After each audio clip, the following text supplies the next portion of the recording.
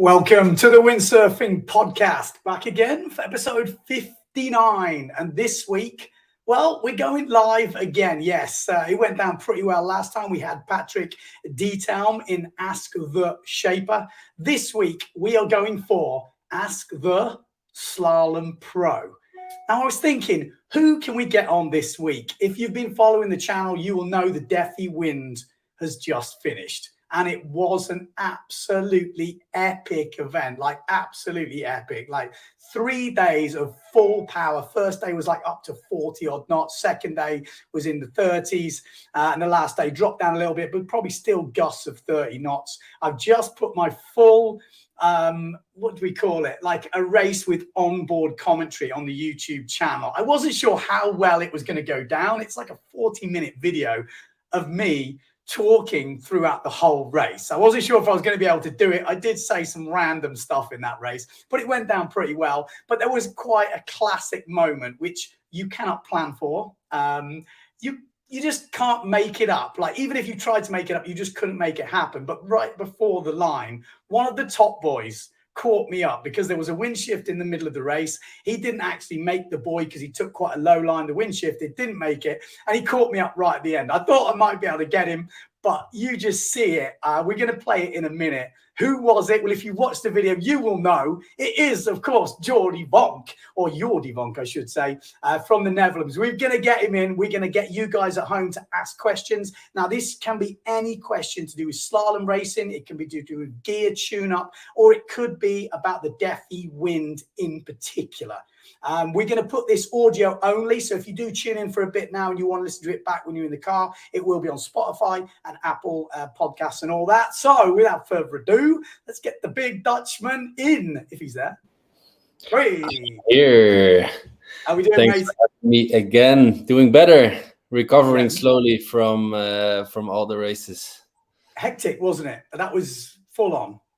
That was full on. Yeah, I think no matter you were pro or amateur, I believe it was a full on week, and I'm quite sure everyone drove home with a solid amount of broken body parts and hurting muscles and all of that.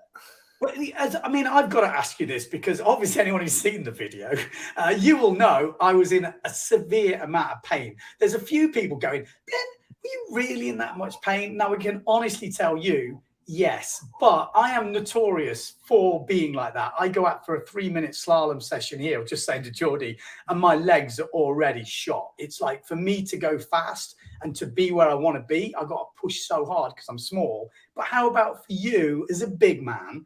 You know, if anyone's seen the video, you will see. I'm going to play it for you now. But see how fast Jordy goes past me when he pushes. Are you in that much pain, or obviously less? No worries. I'm in plenty of pain. I guess I'm in a lot of pain for a shorter period. Like a race for me before was taking 33 minutes, and others are maybe in a little bit less pain for a longer time.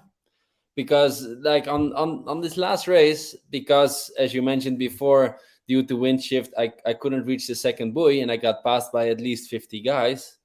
I kind of knew all my results were top 10 results, so I knew I was not going to count this race. So I kind of went into a bit of a fun mode, like, okay, I'm going to push a little bit less, take it easy, take myself home to the finish line. So for sure, when I'm not in that kind of leading position, you're pushing less. So still you have a very decent speed, let's say, but you're not on the edge the whole time. Like in those other races, when you're in the top 5, you can literally see the number 1. You're hoping for a mistake or whatsoever. But there's also 1,245 people chasing you. Like it's crazy. Like you just have to push all the time, because the moment I'm backing off, there is this other guy right below me or right on top of me. So this makes you push again. And like I was consistently above a heart rate of 165. I was peaking at 195. So I was definitely consistently on the limit of with my fitness, what I can do these days. Yeah. I mean, we were just looking at the video for the guys on the audio only, you won't see this, but we're just showing that video when Jordy sees me. And this is like, I am like this benchmark that people see me, they know I'm filming probably. And then they go, right. I saw you already a lot longer than you probably expected. Yeah, it does look weird on this 360 camera because the angle, the viewpoint is weird. You'll see it accelerate and decelerate because the angle is very wide. But still, you get an idea. When Jordy wants to go past, just look at the acceleration in this. For the guys on the audio only, you can tune into YouTube and watch it. But you just absolutely sprint. You're a lot closer than it looks on the camera, but this is right up the backside. Yeah, when I literally hit your bump cannot get closer than that.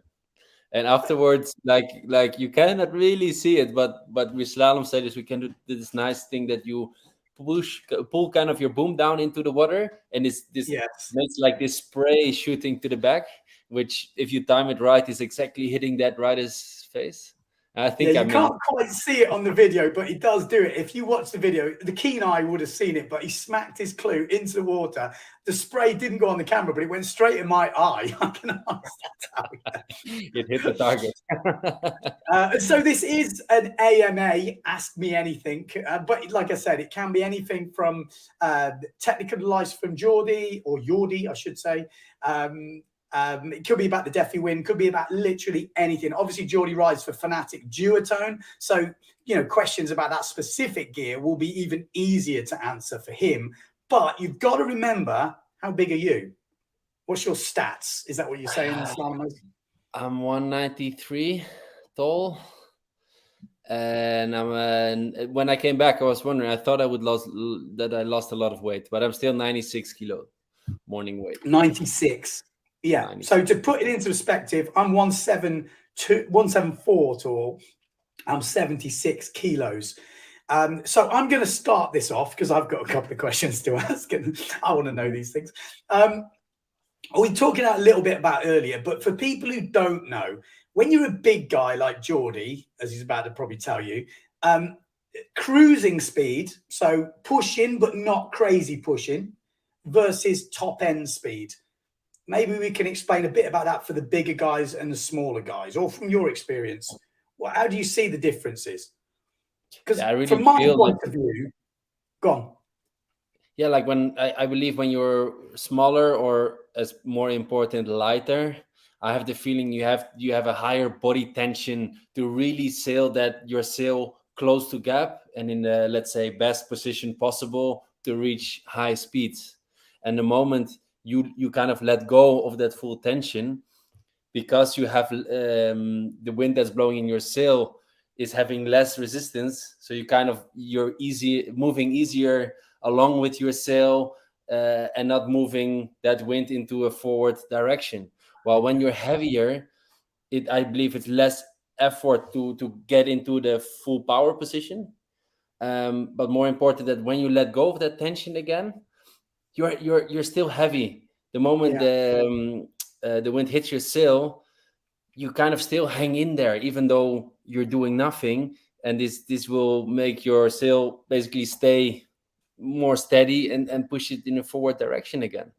So interesting, because I can probably concur with you on that, because when I went to the Ludwig Speed Challenge and I put on weight for the first time, never done it before, the feeling I got, for example, I put on, I think, 10 kilos of lead on the upper body. So I'm guessing that's quite a lot of weight in terms of overall weight. But the difference I found was the rig was just so much steadier.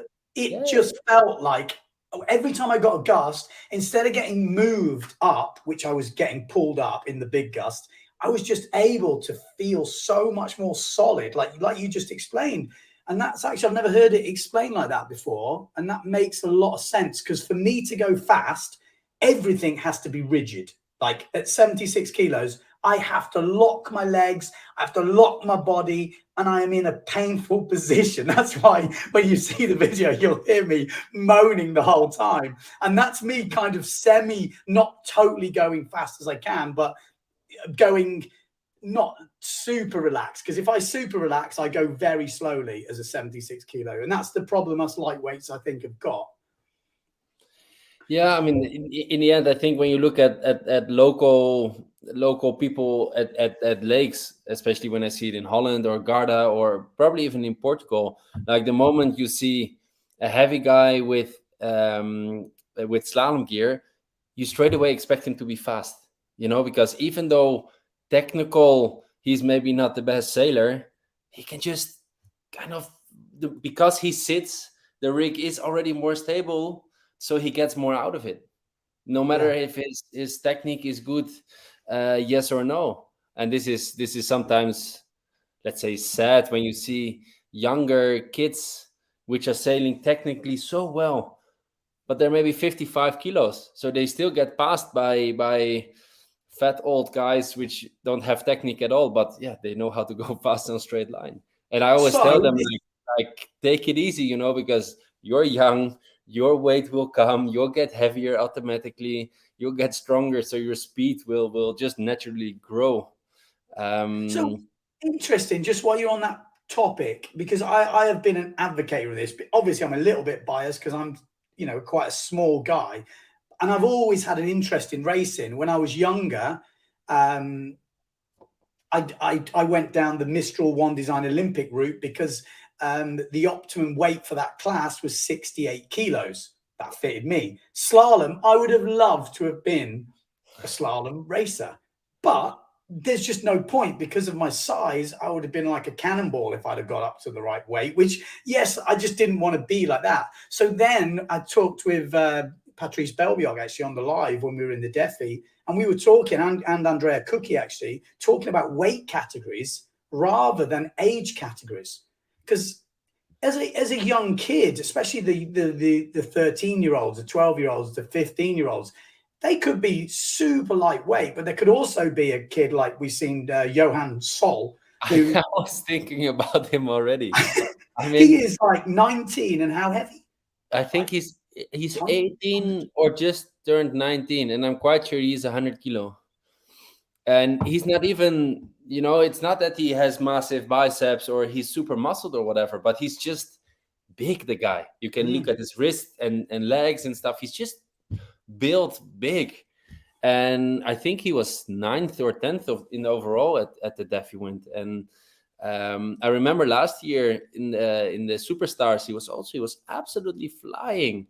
And I mean, fair enough. When you're so young, I don't believe anyone who is 100 kilo under 20 would be top 10 at the Defiwind. You need no. to combine it with the proper amount of skills.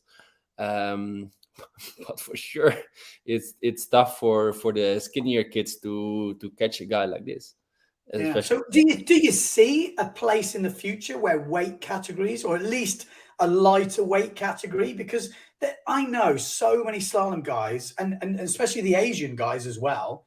I feel Yeah, like it's I as a 76-kilo guy wants to look up to someone. I know I look up to you, but in a physical way. But I want someone to base um, my technique off. So I'm like, I want to know what they're doing. Because I know I've spoke to a few of you guys before, and you say, yeah, but it's kind of similar for every weight. I don't know. I remember when Tati was 78 kilos. He was my role model then because he was freaking quick. He was sailing on the edge. I remember he locked, like muscle was everywhere, just and exploding at some points. Yeah, maybe it's a thing. I mean, it's on the other side. Like I probably would have never been able to do RSX, which was Olympic for 3 times in a row. Yeah. Um, because I would need to be seven. What was the ideal weight? Like 72, 73.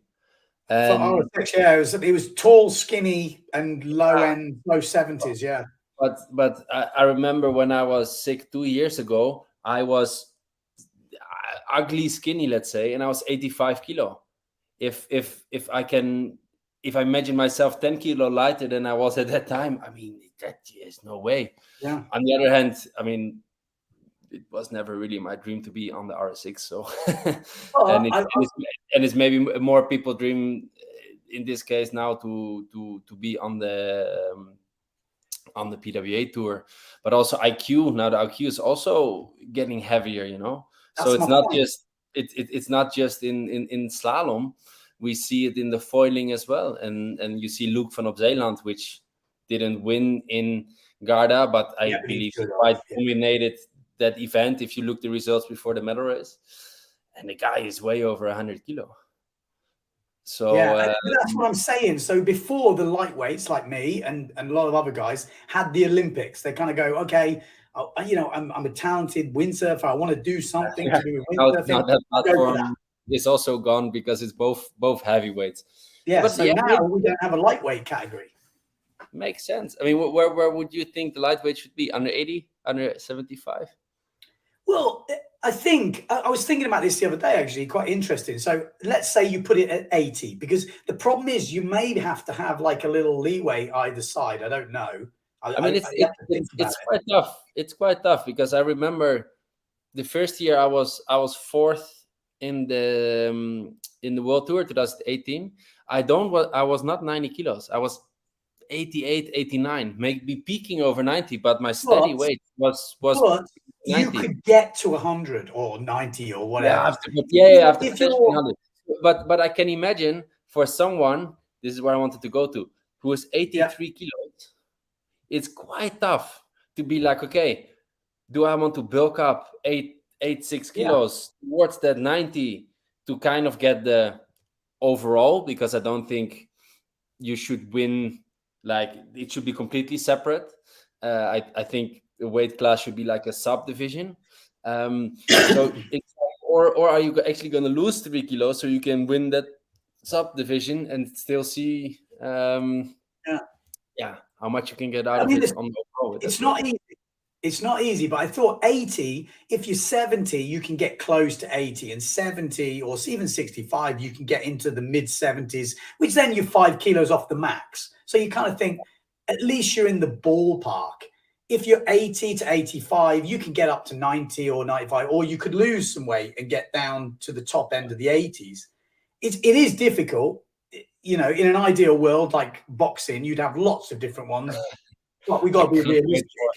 For going in I generally think it should be and sweating, so you're like 97.95 kilo on the weight moment, and then afterwards you start eating 5 kilos of pasta to stretch your weight back again. Like it's quite out of control, right? Like, but just like you say, maybe it could start as a subcategory where everyone gets weighed at the intro and at the outro, and then at least, like, let's say for me, I'm looking through the results and I can go, God, this dude weighs 75 kilos and he came here. Wow, I've got to start looking at him. And maybe it would help brands then, maybe some extra sponsorship opportunities come about, or again, I don't know, but I think it's definitely an interesting thought. So before I go too far out of that, let's have a look at some comments, because there are some coming in. Weight matters a lot. I'm 187. My weight changed a lot during the years between 70 kilos, 187, and 98 kilos. Yeah, Jesus. For speed and rig control, 90 is helpful. In the waves, it's different. I'm much more nimble with less kilos. Yeah, I mean, I've just lost. I went on a bit of a diet. I was looking a bit fat, I won't lie. I went from 81, 82 kilos to 76. And surfing, just as an easy comparison, just paddle surfing is just night and day difference for 6 kilos. It's crazy. So you put that into windsurfing, my jibes at the Defi, I was flying through them, which 6 kilos doesn't sound crazy amount, but I found it so different. So that's kind of interesting. No, but in the end, it's always a balance. I mean, because on one hand, you can be 110, 120 kilo whatsoever. You'll be super fast on a straight line. But the moment you don't get away at that mark, all that weight is the lighter you are, the easier you get away. That's why I believe between the 90 and 95 is kind of the ideal weight for slalom. Maybe now it's a little bit more because we're on foil, so you can get away at the mark easier. But it's that balance. Like it will always stay like this. The lighter you are, the easier you get planing. That's basic. I mean, for sure, when I go wave sailing, I'm always hanging on the 4.7 when everyone else is on the 4.2. Because I'm a bit heavier. I'm used to kind of this big belly sail, so I'm not as precise in my wave sailing, maybe. I find it put me off doing slalom. Like if there, let's say, just for argument's sake, there was a weight category under 80 kilos, and there was an actual world title, and there was heats with just everyone under 80 kilos, I 100% would have been way more motivated, buying gear, interested, and I would still look up to the big boys because they, in fairness, they probably would be the ultimate champion where these two go head to head or something, interesting like that. Like I was saying here, do we risk losing potential new windsurfers when they see that they can never compete with unless they're 100 kilos, I guess, which... I mean, in the end, there are still plenty of examples, I believe, in the recent past of people who were definitely not close to 100 and still did very well. Because even, I believe Antoine is around that weight most of the time. Matteo, I believe, is not more than 95. Pierre also 93, 94. But then let's take other guys like Ross Williams. I don't believe he was ever above that 90 kilo when he was doing so well and he was on the podium in Fuerteventura and stuff. So, and he was third in the overall and with more than 10 kilos less than that 100 kilo. So I don't believe that for the majority of the sailors that's coming up, that this weight should actually stop them from chasing the goal to be on tour. I mean, the interesting thing is back in the day, like let's say Nick Baker era, Scott Fenton era, with custom equipment and not the newer equipment that we're using now with the narrower boards and whatever, people my size, Robbie Nash era, definitely had a better opportunity. You saw a lot smaller riders now. If I go in the tent in the slalom events at the moment, you big boys are like literally towering over me. It's an interesting one. Like I said, I'd love to do a one-off one just for fun, just to see who it is. But like you say, then people have to make a decision whether Ross Williams might have been one. He might have gone down a weight category and killed it, won every world title for the last 15 years or something. It could be like that. But then, is that a bad thing? No, yeah.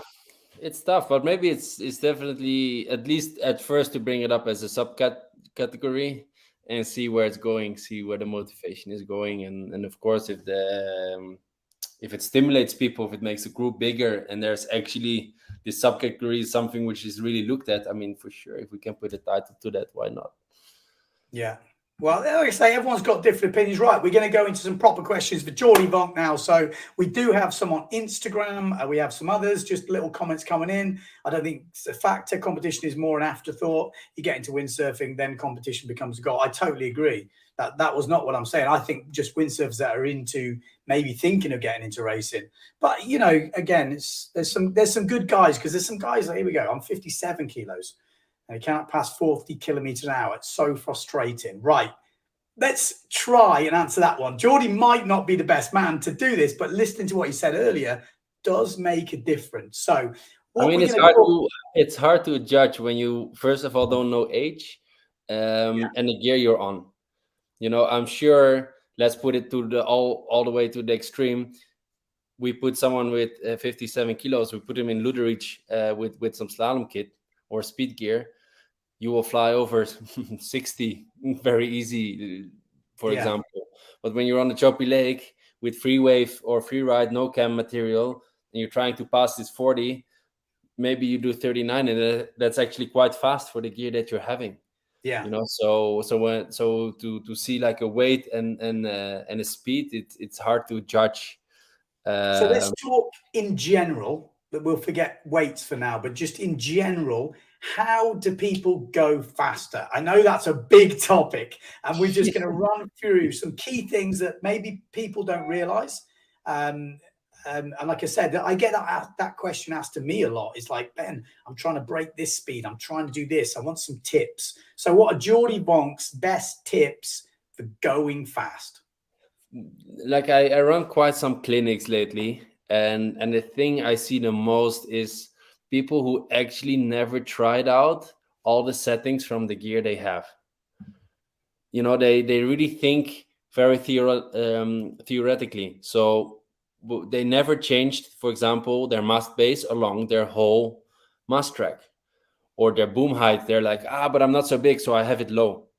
No, put it up, like try, and then figure out, is it actually too high for you, or in combination with the mast track. And you don't always need to buy new stuff to actually get faster. Like, really go through every single thing on your own equipment. Must base position, foot strap position, boom height, harness lines. A lot of people are on very short harness lines, making them stand very, very close to the sail, so it makes you very sensitive for the wind gust. So sit a little deeper.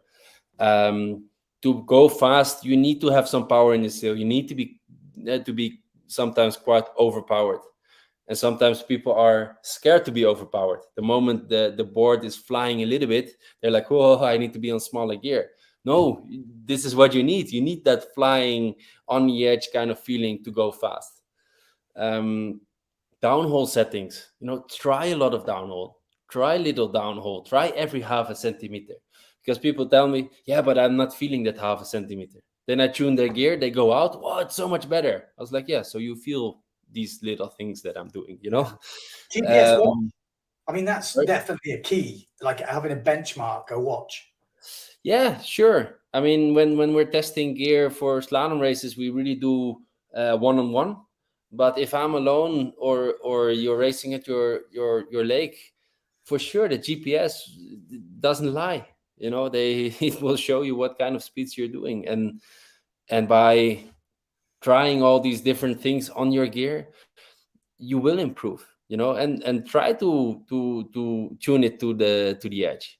Like, in the maximum wind you have during your session, you want that board to basically not fly out of the water by like 2-3%. You want to ride on the edge, and the only way to find it is to tail walk a couple times. Like, set everything on the max. Make Okay, so yourself out of control. I'm going to break it down just a bit simpler. So, firstly, what is the feeling?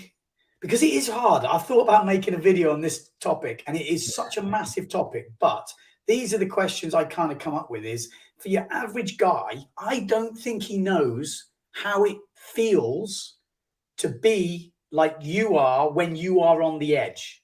So try and describe how your foot is in the strap, like that feeling, how it actually feels. Like, what are they aiming to feel?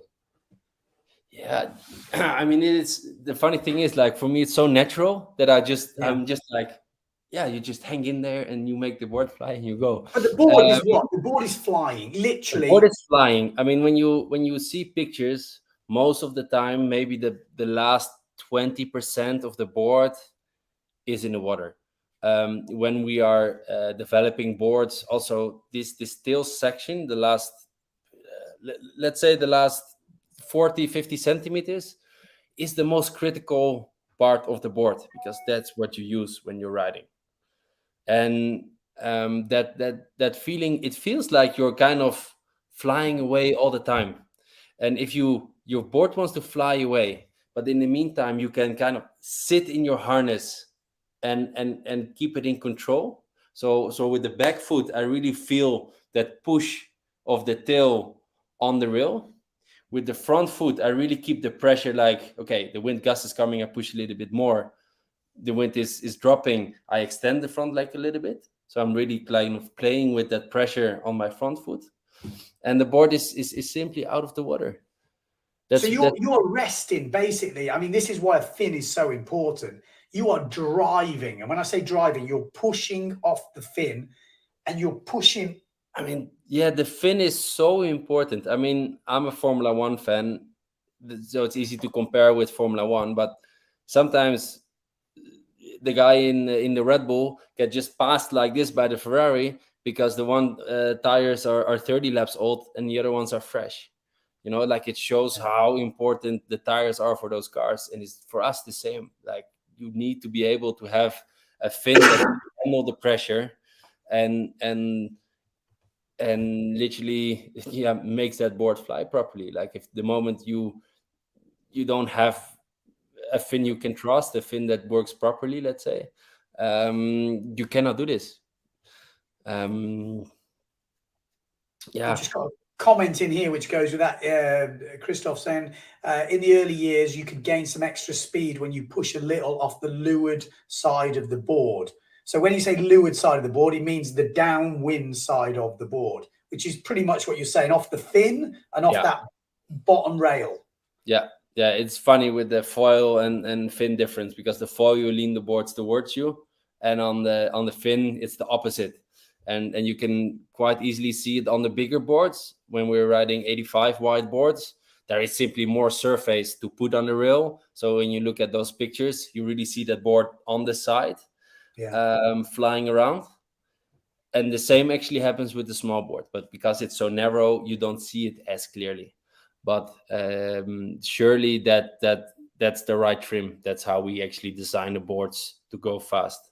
And then to jump into this, when you have a free race board, it most likely has a longer flat rocker under the bottom, because people are not using this flying moment all the time. It's a bit more technical. It's a bit more on the edge, and that's why slalom board has a shorter flat rocker line in the back, and then the free race has a longer one, because the people are not flying like this all the time, whether it's technically, whether it's physically, and therefore the board still rides very nice, but more lower into the water. Yeah, makes a lot of sense actually when you say it like that, because like you say, that free race is for the guys that maybe are not pushing it as hard. They may haven't got those very expensive fins. You don't have to get the most expensive fin in the world, but usually the good ones are pretty expensive. And when they're expensive and they're good, you just have so much confidence. I mean, me as a recently got back into slalom person, I've kind of been through all this, and I tried a few fins, and maybe you can explain it better, but just explain the differences between a good and a bad fin, what you would feel from a bad fin and what you would feel from a good fin. So people can maybe at home go, Jesus, maybe I've got a bad fin, or, just to kind of, because it was a big eye opener for me, but very best to hear it from you. I mean, for sure, spin outs are a complete no-go. And there's spin outs it is fin related, but it can also be downhole related. So not if you think like, oh, I have a spin out, I have a shitty fin. It can either be too small, it can also be too big. Too much pressure on the fin makes it break out too. But I a lot of times get questions from people. Oh, I have this board, this sail, and I have, what size fin do I need? When you have that size fin and you have spin outs or you're leaking control, those are basically the two biggest no-goes which you can get in a fin. And the differences are insane. Like with finish fins, I've developed a lot of prototypes, and we feel, and with me, I mean the pros, we feel like a layer difference or a little angle of the carbon inside the fin difference in characteristics of what the fin is doing to the board. For example, the nose is flying a little bit higher or lower, or the board goes more on the rail or less. All of these things, it's very, how shall we say, sensitive. Yeah. Of course, the fin is kind of where you need to put all the trust. The moment you have a fin which is flying away all the time, you will not put as much trust in your gear, so you will be slower. Yeah, totally. So when your fin is steady, it doesn't fly away and gives enough lift. Those three things, I guess, are key to make sure you have the right fin. I concur. Just hearing you say that, having enough lift, but you're not flying away. So my feeling when I get on a good fin, or I think this is a good fin, is I've got enough lift and it's driving. And when I get a gust and I want to accelerate, I push and it goes. And I feel like it could go at any point, but it doesn't. And it doesn't lift. It doesn't go crazy, but I'm generating lift. When I've been on a bad fin before, you think, oh, it's got a lot of lift. Oh, this would be good. But then you get a gust and the board just, and then you start to go, oh, hang on, and then you start bricking it a bit every time you get a bit of lift. And I see it with you top boys especially. You are on the edge, but everyone looks confident. I mean, Malta Russia, I always remember him on the F2. I mean, back in the day. I mean, I thought the thing was going to just launch into orbit, but it was just Yeah. crazy. And when you try Finn, like and it gives a lot of lift. I mean, for sure, first try with your mast base more to the front, or Yeah. your boom a little bit down. It's not like, oh, it flies away, it's a bad fin or whatsoever. Yes. And coming back to what I said before, with the stuff you have, you can try a lot. And of Yeah. course, if you put your master base to the front, your board gets sticky, but it flies away in the gust. Okay, then it's kind of clear you most likely need a new fin. So go through key things that you would adjust. So I'm going to give you scenarios. You're going to tell me what you would do first. I'm going to come up with some scenarios now. Didn't think of this one. But okay, the first one that you just said then, you're going along, you're getting loads of lift and you are flying away. What's the first things you would do? And then the next stages until you've gone, okay, they all didn't work. What would you do? The first thing I would do is on the water is I always recommend to have adjustable harness lines, because you can very easily make your lines longer. This makes you sit deeper, makes you heavier, gives you more control. So this is the first thing I will do. It's something you can very, very quickly do. Then you have the outhole system, also something which you can use while you're going straight. You can put it a little bit tighter, having a bit less power in the sail. Not too tight. I'm just gonna say, sorry guys, adjustable outhauls pretty much are essential for tuning. If you ask me, yes. Yeah. Especially on the Defi Wind, when on one side it can be 10 knots less than on the other side.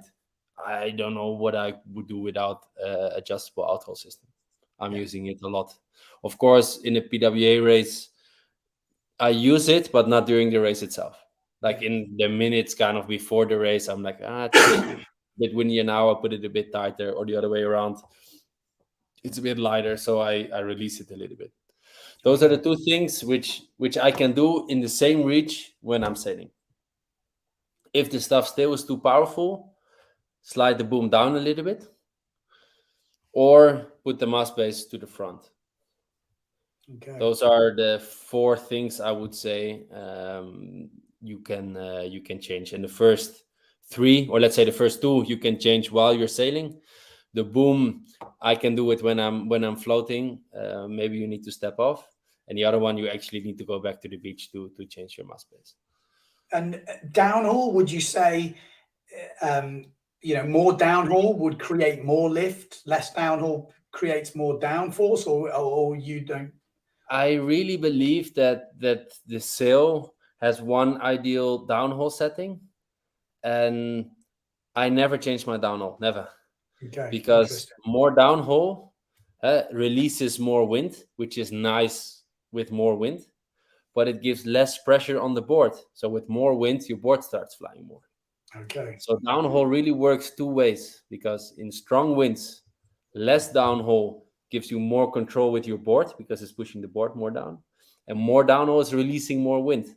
So it kind of both has a positive effect in sailing in strong winds. And then the opposite, in light winds, less downhaul gives more power to the sail you plane earlier. But actually, when you're planing, more downhaul, less pressure on the board, so the board is flying nicer. Yeah. So of course, I have more sails rigged, and I always try to pick the perfect situation for whatever rig. So let's change it to the Defi Wind. I'm on 5.0. The wind is getting freaking strong, but I have nothing smaller. Then I'm really looking at, okay, it's strong, but what is actually too big? Is it my board or is it my sail? Because if just my sail is feeling too big, I would put more downhaul. But if my board is feeling too big, I would put less downhaul because it pushes the board down. Interesting. Very interesting. It makes sense, actually, because, we've got to remember some of the guys watching this might not have all the sizes that some of the top racers have. So that last tip, I think, from you will be an interesting one, because then they start to go, okay, I've maybe got 2 slalom sails and I want to carry on sailing today. What you've got to think about, what is the most problematic thing you're having? Could it be the board flying away, or have you got too much power? Yeah. Interesting. Very interesting. Not your average windsurfer says, I feel like I'm going faster when I can adjust my posture and let the rig do the work and focus on keeping the board in control without pushing. Could that be true? Definitely could be true. I mean, keeping the board in control without pushing, I believe you always push a little bit on the back foot, but it's definitely not like you do squats in the gym. It's not that kind of pushing. It can be very sensitive pushing, let's say, and when you're overpowered, you want that power to come from your rig. So what you're saying could be true. Like, sounds logical to me. I'm reading that and I can definitely relate, because I've got this position because I don't do that much slalom all the time. But when I get into it, I feel like, oh, that's the position. And then the rig's in the right spot. And I'm like he says, it feels like you're not pushing, but you are pushing. You're just pushing more effectively. And the rig is balanced. You're kind of getting this twist on. I find I'm a bit twisted and it's pushing me forwards. And I'm like, oh, if I could race anyone now, bring him on. And then sometimes I lose it, and then I'm like trying to get back to it. Is that normal? Is that just me being a freak? I'm a freak, aren't I? Should I confirm this now or not? I mean, also don't forget, especially it was funny at the Defi Wind, where people go like, now I feel good on this gear. I feel so good. And then there's like 1,200 people sailing around you, and suddenly the water starts doing this, and you have this crazy wind from 20 people sailing on top of you, and you cannot get in that position. And you were like, I was so fast on this gear before, but now it's different. Like, that's just normal. That's just normal. Also, you get pushed in a direction. Don't forget, when you're sailing alone, like, if you suddenly shoot a little bit more downwind through the wave, you're like, whoa, I have the perfect feeling. But when you're sailing with somebody, you suddenly need to stay a little bit more upwind or a bit more down or whatsoever. You cannot use that perfect line anymore, and suddenly you lose that speed a little bit. Yeah. That's probably the most deflating thing when I speak to guys at the Defi for the first time, because they've obviously seen the videos, they've seen everything, they've looked at, let's say, video that I've just done. They go, 28 knots, that's not too bad, I can kill that. But when you get out there, and like you say, there's 1,200 people, there's bits everywhere, and you're like, it's just a totally different animal. It's bonkers, really. Right, let's have a look at a few more questions. What we got? What's this one?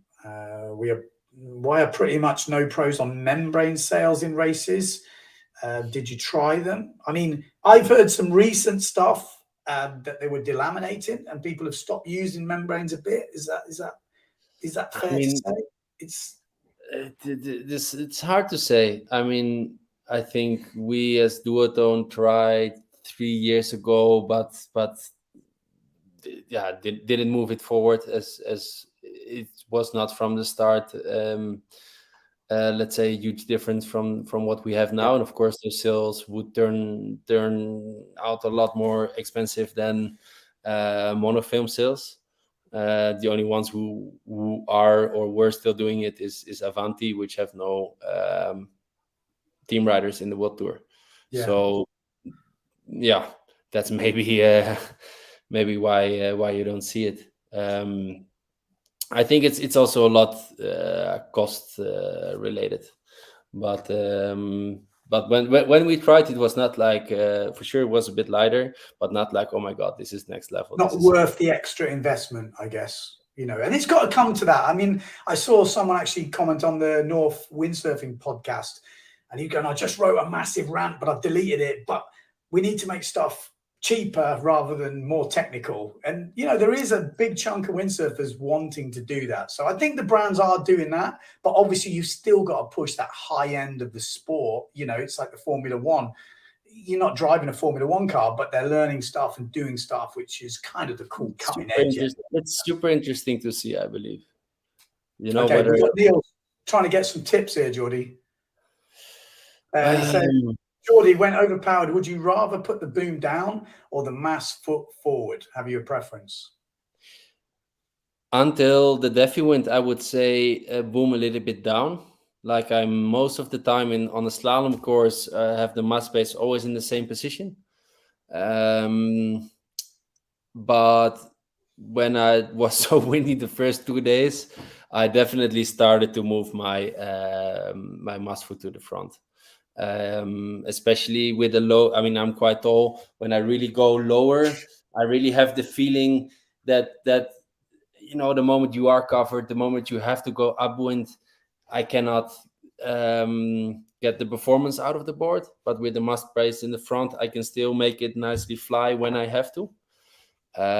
This is a little bit the difficult thing because in a race you are in such a different situations. Like the first reach, I have completely free wind.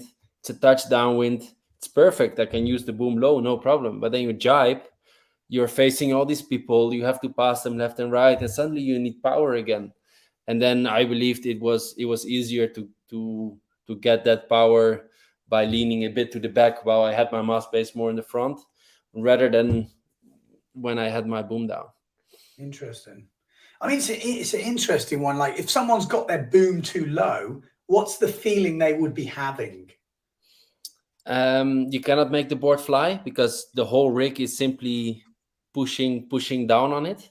Yeah, And I also have the feeling that the sail is shaking more in the front because it, yeah, it kind of has this low pressure, but it wants to get pulled. But you pull it, it's like you. I'm fighting more with the power of the sail. While when I have it higher, I feel more kind of a release yeah. of the wind. Let's say, like it feels more natural. That makes Some, sense. and I I was believe thinking, go on. believe it's easier to kind of hang in that release of power than to always try to create power out of your gear. Yeah, yeah. Because what I find, if I've got the boom too low or the mass track too far forward, you're always trying to generate the lift rather than it being there and you're, let's say, kind of adjusting around the lift. Like, me Yeah, personally, I'd rather adjust around the lift than trying to yeah, create the lift, because as soon as you lose the lift, it's very difficult to get it back, and the board can sit down and go off downwind a bit, and you can't quite get yeah, it flying somehow. yeah. I fully agree. I fully agree on Okay. that. Interesting. We've got a few newbies on tonight. We've got a guy called Nico Preen. He says, very interesting. Thanks for the tuning tips. So let's hope he can get his stuff together. I've seen a few videos. He need a bit of work. Maybe he will gain a place in the World Cup next time. Let's see. Let's see. We got Pim saying, can extremely non-flexible G10 fins sail like a carbon fin? I believe if you like to use the 10 fin, rather use it in high wind than in low wind. I believe I don't know if Ethan Westra was using some G10 fins during the races in the end, but the day before he was using a G10 fin and to create some more control, and it was working very well for him.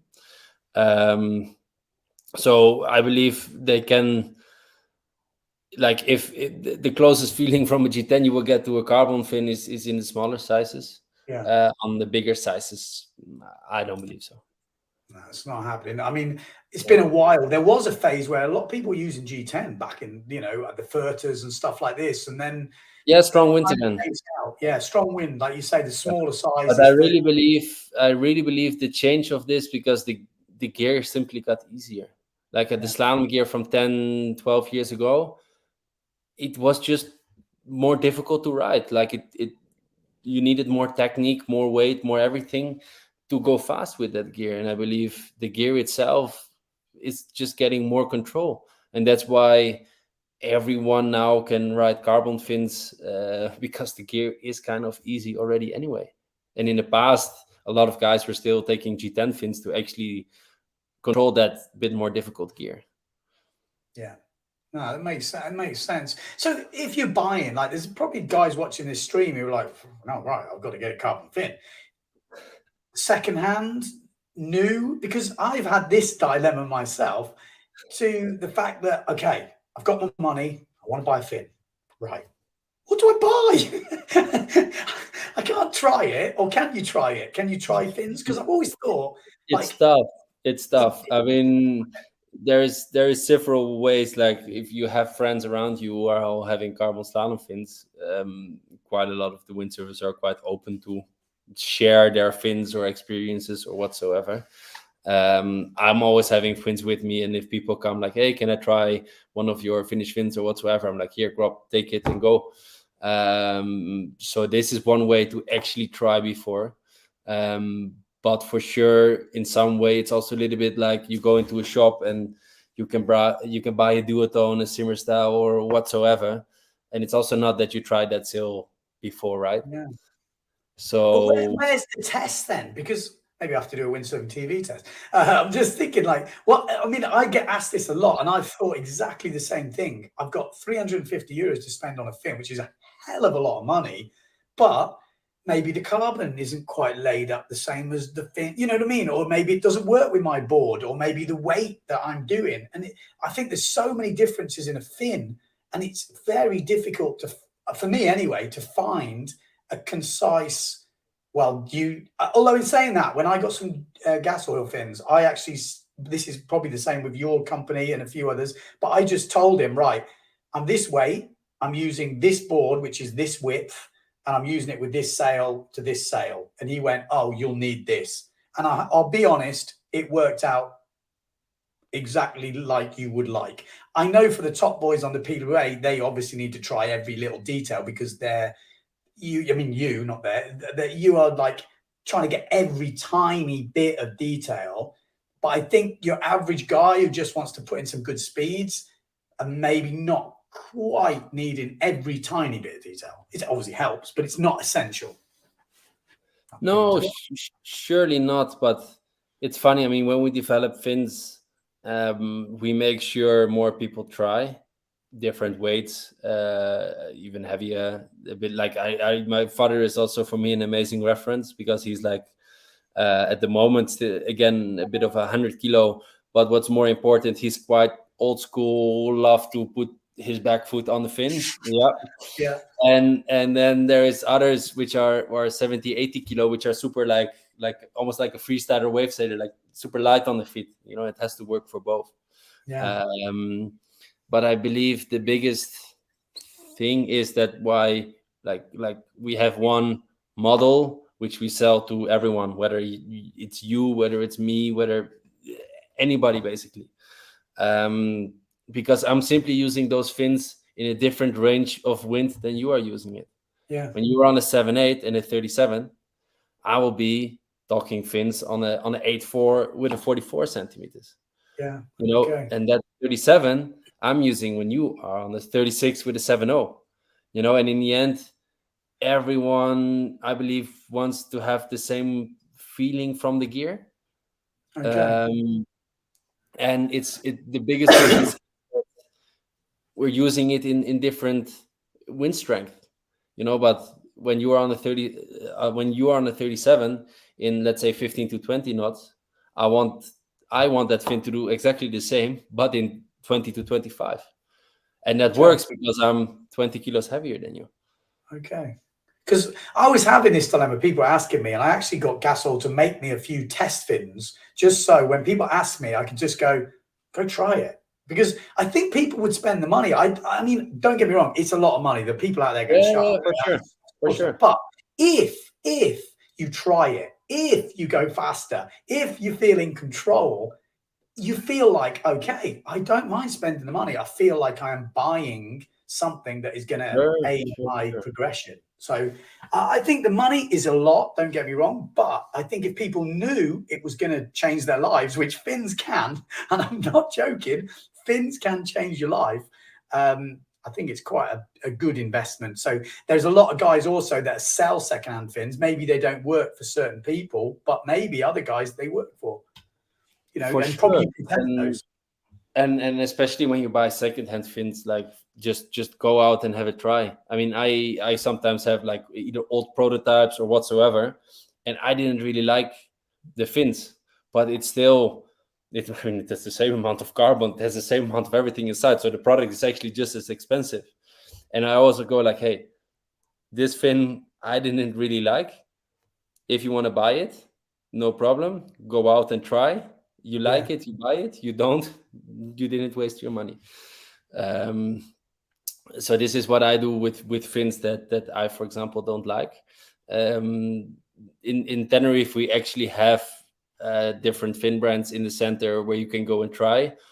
Obviously, that trip to Tenerife back and forward will cost a little bit more than 350 euros. No, it's true, but if you're there, But it's just tough for a fin company to make sure everyone can try.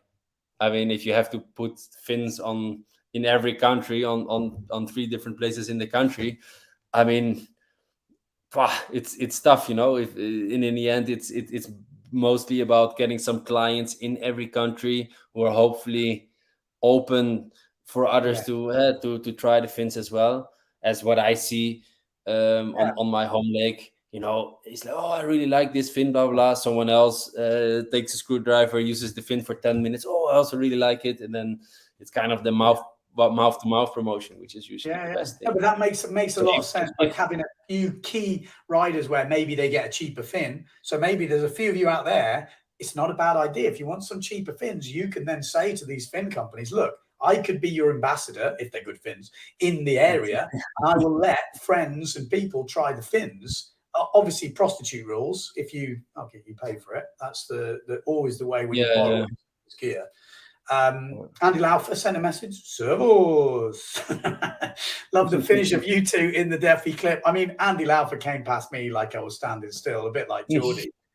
The problem is, it was like the hair. In front of us that race. Huh?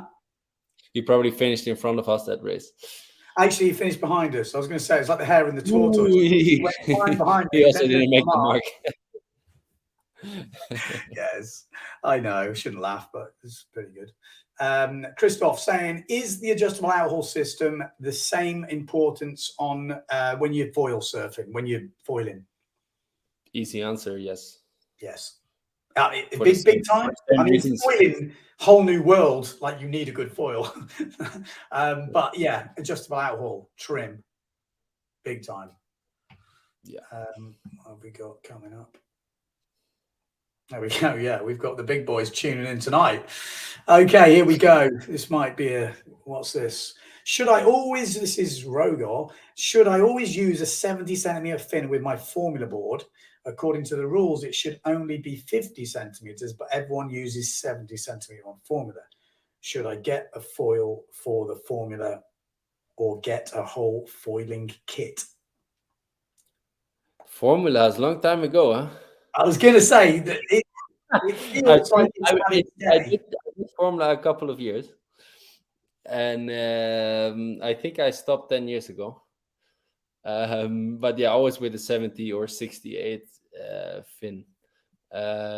Definitely no 50. As the width of the board simply needs a certain fin, and I believe for Formula boards, that's 68 minimum or 70. But should I get the foil for the Formula or get the whole foiling kit? I believe using a Formula board at first for foiling is absolutely perfect. It's absolutely perfect to try.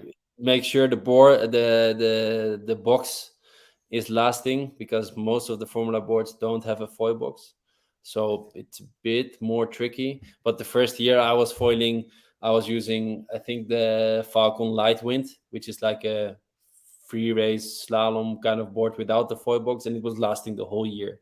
So I tell you what, Antoine Albo gave me a great tip when foiling first came out. I said, oh, foiling, formula, what do I need to do with the box? He says, just stick it in. If it breaks, fix it. Because if it doesn't break, you won't need to fix it. And if you fix it earlier, it'll just be like fixing it. So he goes, just use it. If it breaks, then you'll have to do the box anyway. And you would have done that anyway. So you're saving yourself some money. I thought, actually, that makes quite a lot of sense. And like you say, sometimes you don't ever have a problem. No.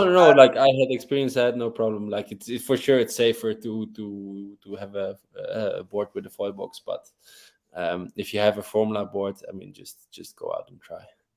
I've got a question. How do you know what fin size to put in what board? I've heard a couple of different formulas. You obviously, the thing is, when you're a professional windsurfer, I know how it is. Numbers, you just know. So you go, blah, blah, blah, blah, blah, blah. yeah, 83 wide, I take this to this to this. But do you remember or know of the formula, just to give guys an idea?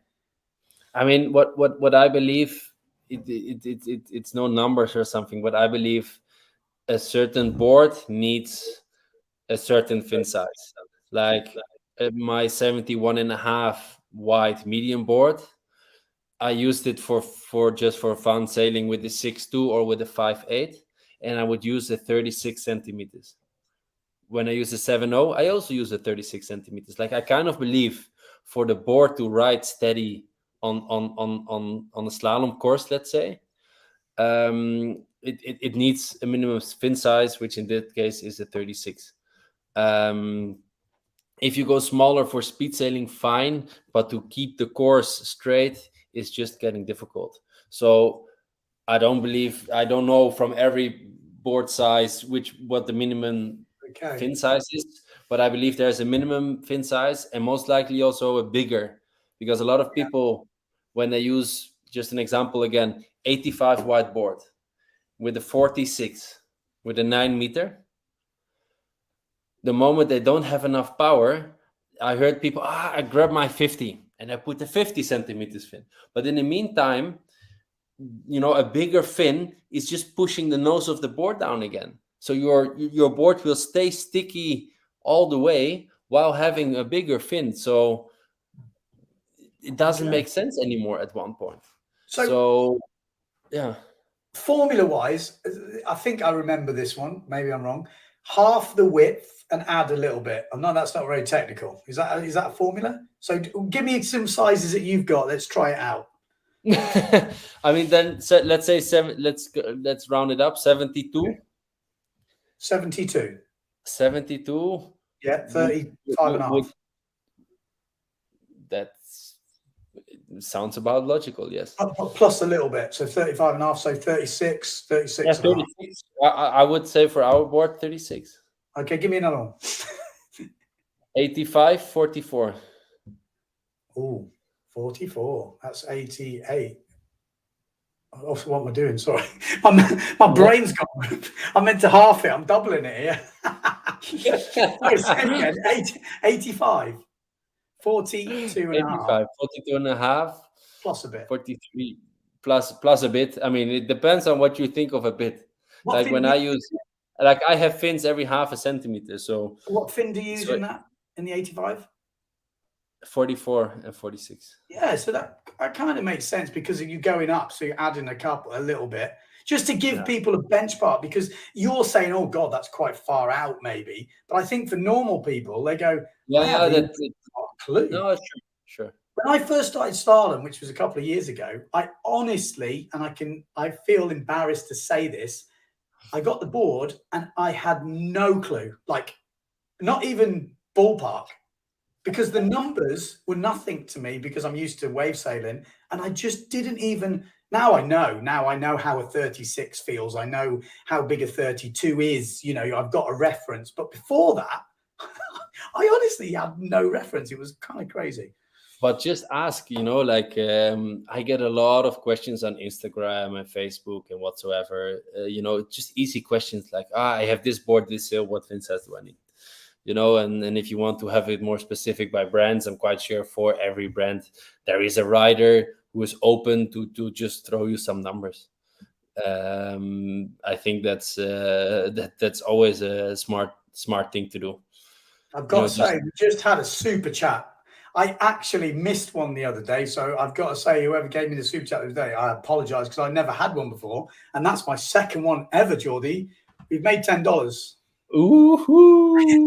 I'll split a beer with you. I want to say 50-50 or Rogor, you legend. Thanks, mate. I appreciate that. Yeah, okay, let's do some more questions. This is getting much more interesting now. Jordy's like, right, we'll split it 50-50. Right, well, we've got so many questions. It's kind of insane.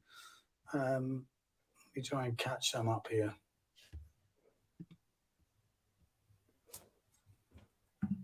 There's a random one from Andy Hart. Says, how can we encourage more local windsurfers to give slalom a go? I mean, in Holland at my home lake, in Westeiner Plassen, it's called. I'm not gonna ask you to pronounce it. Okay. There is this local speed competition, and some are pushing each other to go over 50. Normally, 60 kilometers per hour is kind of the benchmark on the lake, and I'm sure that more people started to do slalom, bit also speed, um, because of something like this. Like it really motivates them, and suddenly there's two friends, and of course one goes home like, I was today 0.5 kilometers per hour faster than you. Yeah. Or sometimes the other guy is fully frustrating because he's beating his friend all the time, but then that other friend gets a gust, shoots a bit more downwind, so he has a higher speed, and it's such a funny, it creates quite a funny vibe. It's something to look up to. I think what Bjorn Dunkelbeck is doing with these speed challenges is really pushing a lot of people forward. Yeah. And this can also go in speed sailing. We really think about flat water behind the sandbank and all that kind of stuff, but it's not like that. It's 8-4 big board, 15 knots. Who's faster? Yeah. Or on a That's a choppy key lake. thing. And I believe that that opening up these kind of challenges on a local lake can really, encourage more people to do slalom sailing and to blast around as fast as possible on slalom gear. Yeah. And again, we know not everyone's into competition, but I think, windsurfing can be like a free ride, free whatever sport. But it's nice for me anyway, as a slightly competitive person, to just have some benchmarks, even for my own personal goals. Yes, you might not beat your all-time speed record, but you might beat your record on an 8.4 on that board with that fin at that beach. So then you've got a benchmark of what it's capable of. You also in chop, obviously a lot different to waves, a lot different to flat water. So, different locations, different equipment, you can set your own little goals. And like these little local GPS speed surfing things are amazing. I think, this is the start. But I personally, I have to confess to this, I only really like getting the slalom board out when there's a competition. Like I think, local competitions yes, are we need just, more of local competitions. I mean, I know two guys who are so hilarious when you see them together, and they have this local competition, and the whole year you hear them about this local competition, and yeah, there's you all you win is a handshake and a bunch of flowers which they can bring home to the wife, and they just have so much fun, and they're most likely swimming every single jibe, and it doesn't matter how, let's say, bad you actually are, you know as long as you beat that one friend you want to beat, your whole yeah, day is fine. And even if a guy, this was also nice at the Defi Wind, it took yeah. someone 4.5 hours to finish. 4.5 hours. I mean, the winner took 32, 33 minutes, so 4.5. And he got taken up on the arms, everybody was cheering. He probably got more applause than Goyard, who won at the last day, because that's the whole Yeah, spirit of it. Like it's sure. it's about it's about everybody and having fun, and doing this on local competitions is amazing. Is the best thing to do. Well, I tell you what I found, and again, you can see this in my race video.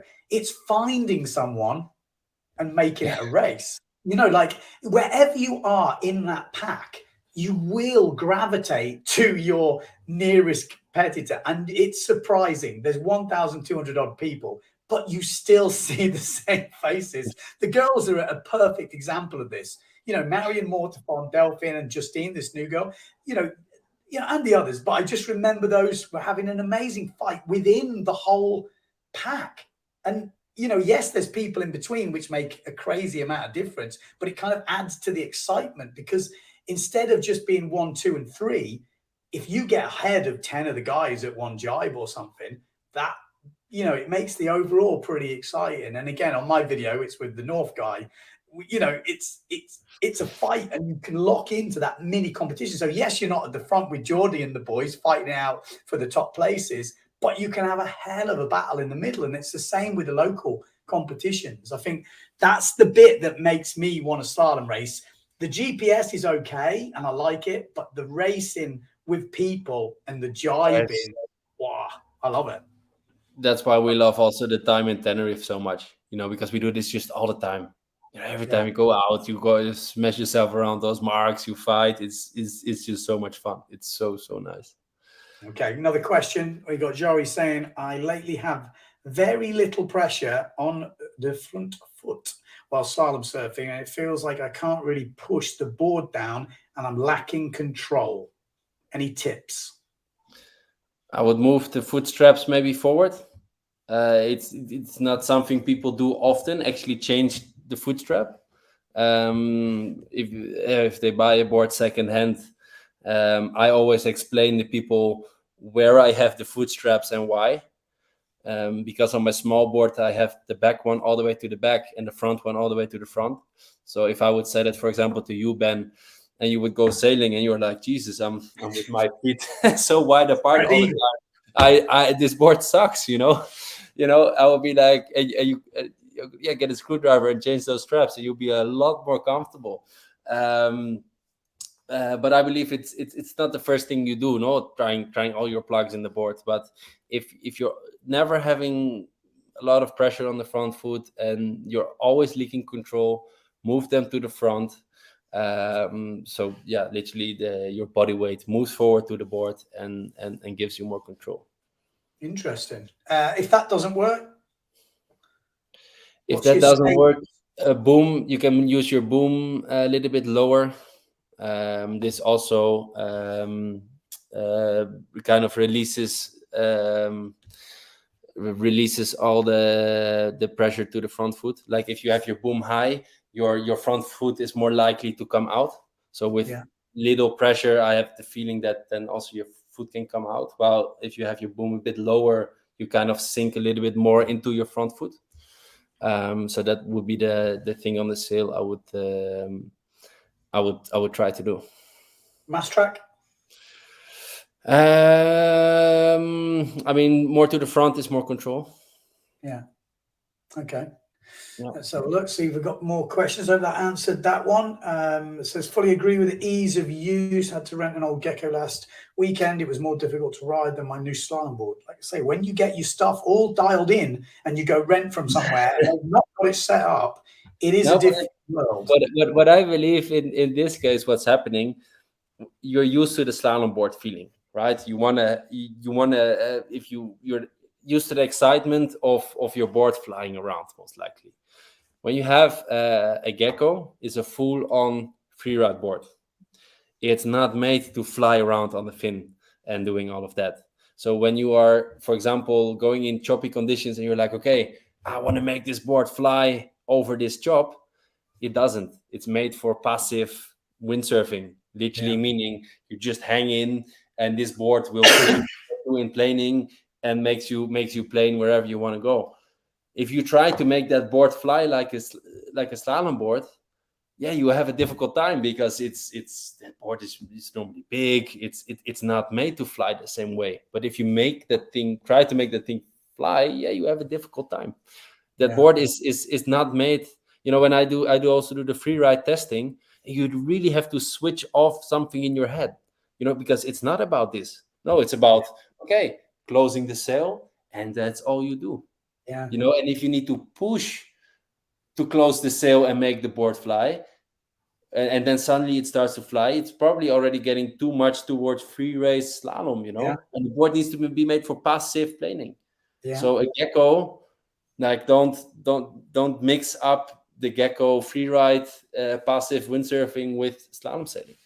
Interesting take, actually, that, and it's very true. Otherwise, all the boards end up the same. And what you said about the testing, I can definitely echo that. We used to do testing with Board Seeker and with the wave boards and everything. And certain wave boards, you can't ride them like you're trying to ride the Polycow slickest, thinnest, whatever. Some boards are meant to be.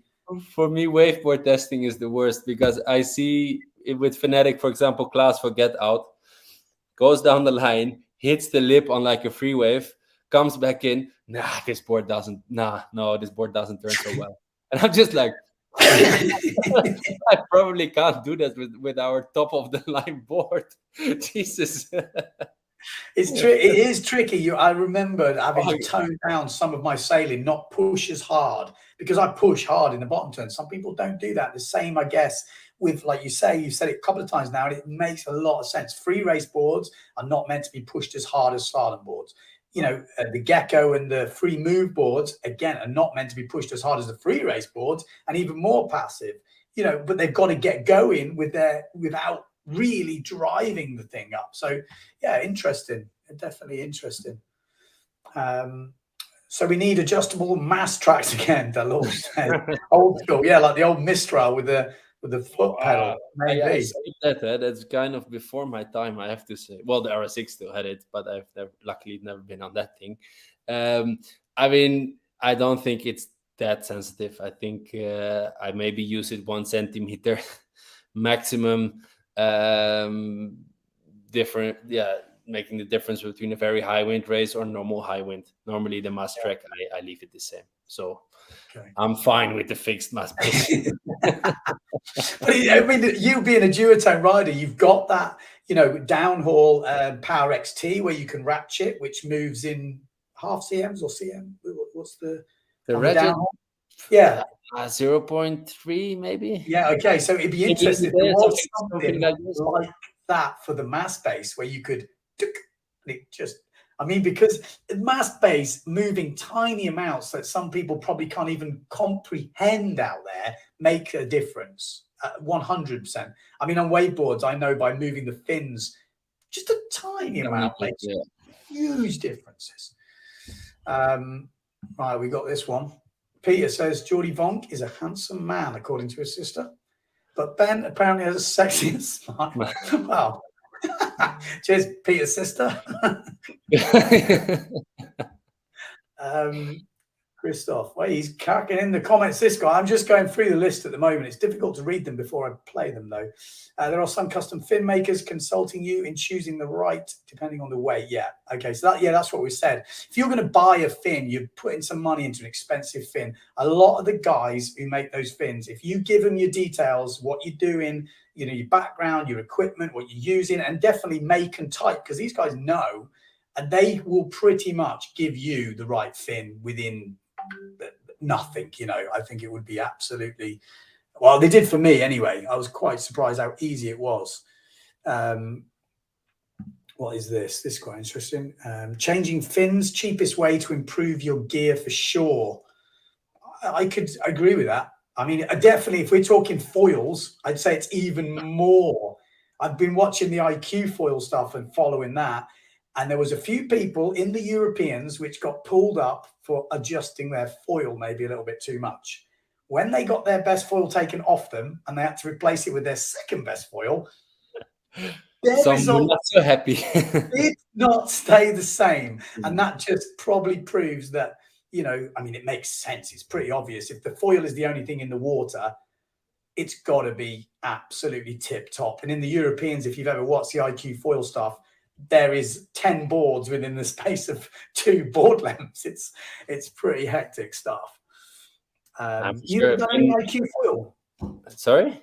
You ever done any IQ foil? I think one day.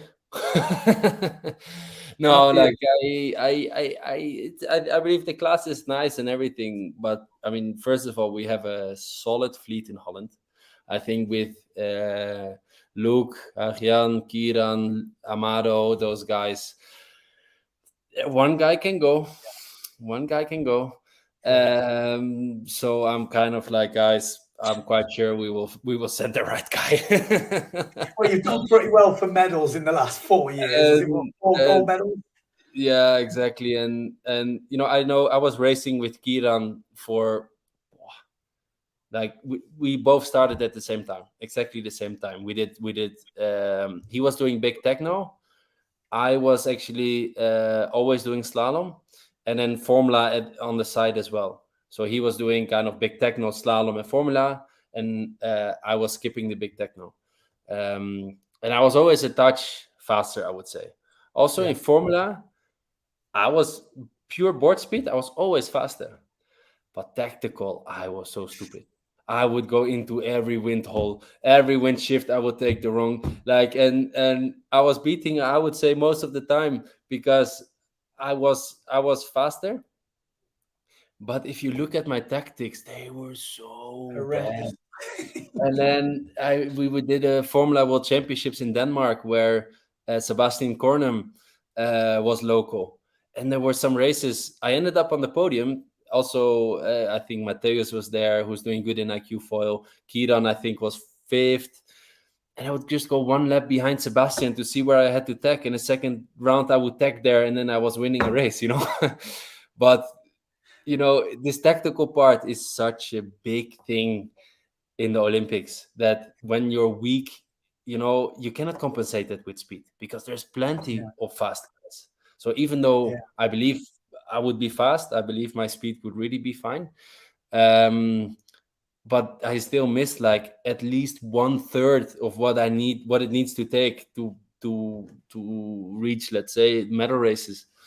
And I kind of didn't want to make my slalom foil career suffer of trying to get my tactical game up, while I already know there is a little chance to make it. And with a little chance, I mean, let's say if I would be one of the guys, and then would be yeah, five guys to fight for that spot, and I would just do it then for the Olympics, right? Because Duotone Fanatic doesn't make the IQ gear, so I would definitely not do it to promote yeah, them. So yeah, taking all of this in consideration, I was actually quite sure, like, okay, I let this IQ go past me, and I focus on the promotional side of windsurfing, and on my career as a slalom foiler. Yeah. yeah. I mean, it's difficult, isn't it? There's a lot. I'm seeing Matchek doing everything at the moment, and it makes me tired just looking at his schedule. It just seems crazy how many things you've got to do. Then you've got to jump back on your other gear, and I know it's similar, but it's not the same. You know, I mean, well, obviously, just for people who don't know, we were talking about Kieran Badlow before, who was obviously gold medalist at the last Olympics. So interesting. Used to grow up with him. I mean, everyone crosses paths at one point. Interesting, interesting. We've got a request here, Jordy. It says, Pim says, can you hit him up when you're getting rid of some prototype fins? I'm sure that list is quite long, is it? Send me a message. I don't have many yet, to be honest. we prefer just to get the production stuff out there. I mean, how long do you keep fins for, just out of interest? Or do you get a good fin and that's it? I have fins which are at least 5-6 years old. Really interesting. Yeah, I mean, like let's say my racing fin normally goes into a golden bag, which only comes out during the races. Because for sure, I mean, just like everything, like carbon, it will get softer, right, along a lot of usage. So those fins, which are 5 years old, are probably used less than a 32 centimeters I had with me in Tenerife. Okay. So you Because I don't was need just to using practice with them. it. So a good fin, it's not something you need to practice with. You're like, I've got one. Oh, it's like this. I always Oh, make sure I have two of them. really? Yeah, That's well yeah, interesting. And you just yeah, pull them out and you know it's going to work. yes. And Interesting. also because I mean you've seen plenty of crashes on the live stream, or also I was lucky at the Defi Wind, but I fully hit the sandbank, full power, bam. I was lucky because the funny thing was Andrea Cookie broke a rib and bent a rib 2 days before the races. Then I told all my clinic guys, like, guys, even a good guy like this, he broke his rib. So you really need to make sure, blah, blah, blah, blah. Went out, too close to the beach. Bam! But It's it's classic. scary, isn't it? The Defi. Like It's scary. if you listen to the race, you probably listen to it. But I was genuinely. People might think I was kind of hamming it up a bit, but I was genuinely petrified. There was no Frenchies up where I was, and I was thinking. It must be a sign. And then I look at wind. Andy Laufer is about 3 inches off the beach. I'm like, Yeah, he's done oh, that before. No, what I wanted to try to say is that if you damage that fin, I don't want my replacement fin to to be a bad one, right? Yeah. So that the training fin or whatsoever you call it, um is yeah, I always have with me. So I always make sure I have two fins, which I believe are the best ones at that moment. Yeah, that's interesting because I would have thought, okay, this fin, I've got to get used to it. But from listening to you and actually quite a lot of other guys have said very similar things, it's like But a good fin is a good fin, full stop. yeah, yeah, yeah, Just yeah, yeah. okay. And also don't people should not be worried now, like, I'm using the same 37 every time, by the next month I need a new one. No. Like it's a long time of pushing those fins before they would get worse, like. Jordy, I can safely say, after seeing some of the training that you guys do in Tenerife, I think if we added up all that compared to a normal person, I don't think they'd get there in 5 years out of No, two no. months, I three broke. months. You cannot believe how many fins I broke there. Not recently, but in some years before, they just break because you Yeah, come off that wave and there's yeah, someone on top of you pushing, and it's not that because it's training, it's okay to arrive third, fourth at the mark. No, no, yeah. you freaking go for it. So you just push down the wave. Sometimes it's nice to make a little jump. You land. I always try to land on the tail, of course, to save the board, but then you kind of push that fin again, like yeah, they get simply punished on on a place I like that. guess that training's almost psychological as well. If you have a good winter's training, that all the guys that you've been training with are like, "Oh, Geordie's going well this year," and maybe then when you're ahead, they're like, "Oh man, I couldn't have done him all winter." It's kind of like there's definitely some psychological stuff going on, even if you don't know it. In the end, you try, and like my racing fins, I normally don't bring to Tenerife. And Okay. also the best mast I had from the year before and all that kind of stuff, I leave at home. So for sure, you kind of have some things left. Let's say if you're not the fastest in Tenerife, but I was never like, okay, I never won a race, but I have this mast at home, so no worries, I'll be flying this year. No, you go to Tenerife, you see you're like really fast in certain conditions, which 9 out of 10 times means you'll be fast in racing during that year in Yeah. those conditions. If you get punished every single time in the light winds on the foil, let's say, the chance that you suddenly get this any mini different thing will not make you win races. So Yeah. you can already, I believe, get a good feeling of how your chances are. Yeah. I can see that for sure. A couple of questions coming up about foiling. Ben, when are you going to go into foil racing? Um, I've got You to be tried honest. last year. Last year you were like, "Shall I do the superstar race at the Defi Wind on the foil?" And I told you, Ben, better don't, because you're gonna kill somebody. You know what? That is the whole reason I didn't, because I had that ringing in my head, and all the people who said I should, I looked at them and I'm like, "You're just evil." And then I thought to myself, think of the Defi, just the start. I'm not gonna. It's just not happening. Like, and I haven't done enough sailing on a foil. Simmer have just started.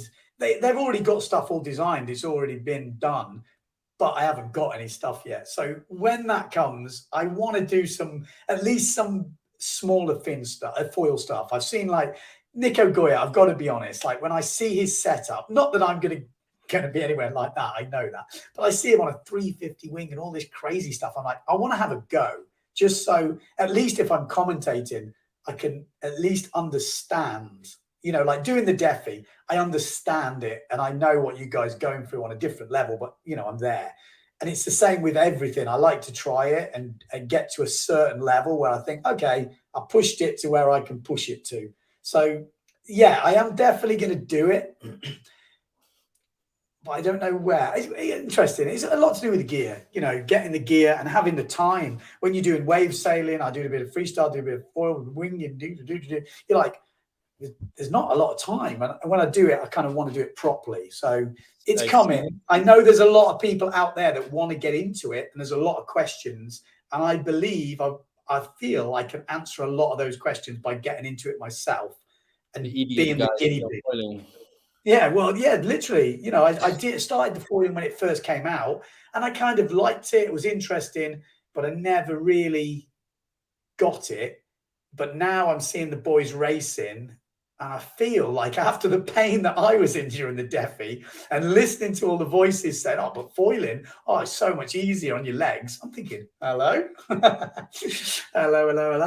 Maybe Yeah, I'm but gonna. I think foiling in 40 knots of wind makes it easier on the legs, but those catapults you will get are a lot more painful than the Ah, pressure on your leg. I have a question. So I was thinking about this driving home from the Defi, like I do randomly. So I had a crash on the foil the other day when new board turned up, went straight through the nose. Perfect. Good job, Ben. Too much lift on the foil and a non-foil sail with loads of backhand. Got big gusts. See you later, profit. Push. But then I thought to myself, oh, if my foot had got stuck in the strap there, I could have been in some trouble. So then I was thinking, I've tried those quick release foot straps before on a waveboard because I'm scared to get my feet. But what I realized is the pressure on the bottom turn, or when you're laying down a jibe, the pressure of your foot on the foot strap pings it open. There is so much pressure. But foiling, there's not much pressure on the strap. Correct me if I'm wrong. I Not mean, really. I have gone You through never some. drive it. I've gone through some very bad catapults, but I never even considered something like this because I never had the feeling like, ooh, my foot was very stuck or didn't come out Okay. properly or whatsoever. Like I Okay. don't think with slalom sailing, because you tilt the board away from you and all of that, you're kind of different in the straps and you have them a bit tighter around your feet, and on the foiling I maybe have them yeah, maybe a touch wider, and I never really, yeah, I've never been scared, let's say, for my feet Are being you stuck. crashing? Huh? Are you crashing though? Yeah, every once in a while. I've been Okay. hitting before the Dutch Championships 2 weeks ago. We were on a place. It like I go for 300 meters to the starting line. I fully hit the fish, catapult, break the mast, everything. But it's because I hit a fish.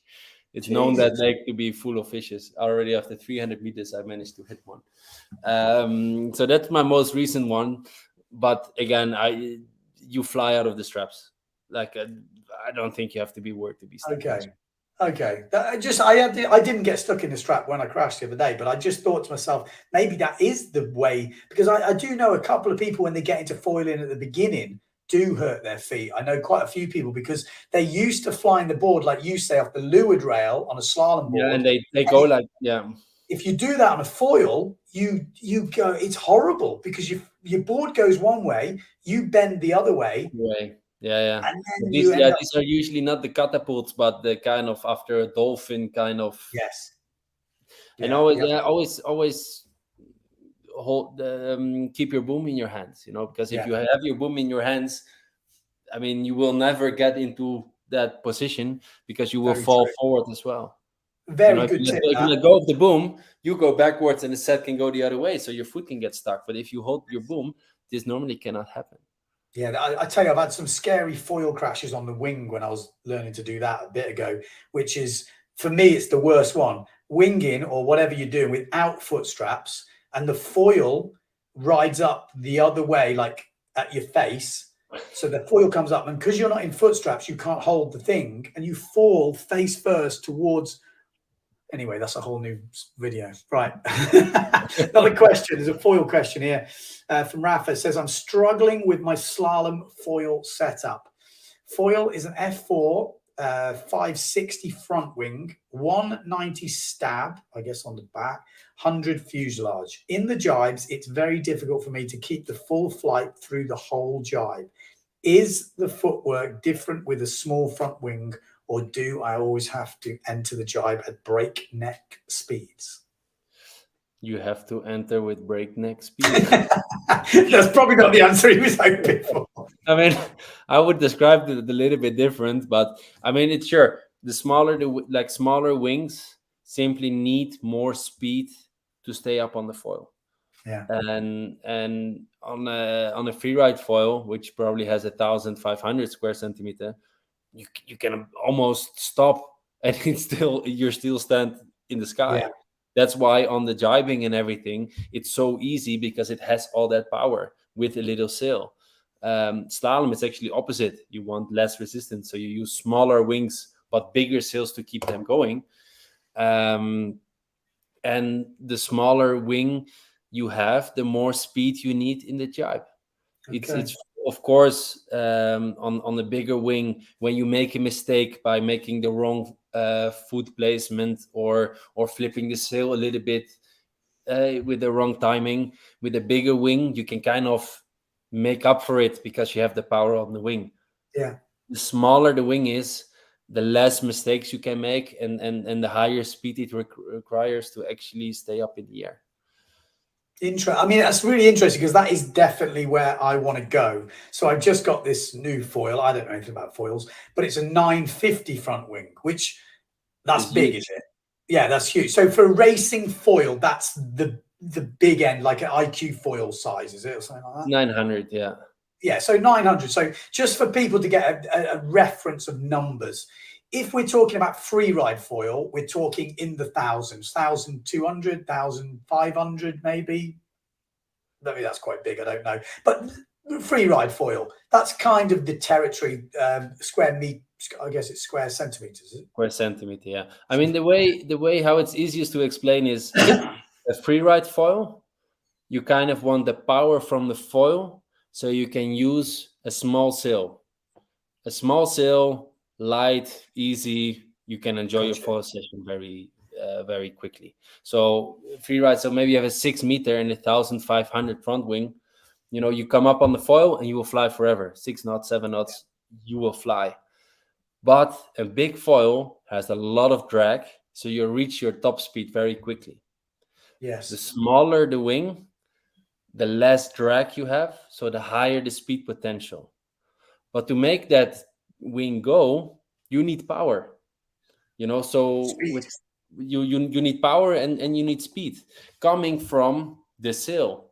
That's why in let's say 12 knots we are using, or I'm for example using an 8-9 with a 620 square centimeter. Okay. So that's a big sail with a small front wing, or small front wing. It's actually my biggest, but compared to a freeride foil, Yeah. it's small. So Um, give me some numbers. Just so people so can reference, we're talking slalom foiling, the bigger end of the scale, 900, let's say. That's not racing that's foil. That's that's very big.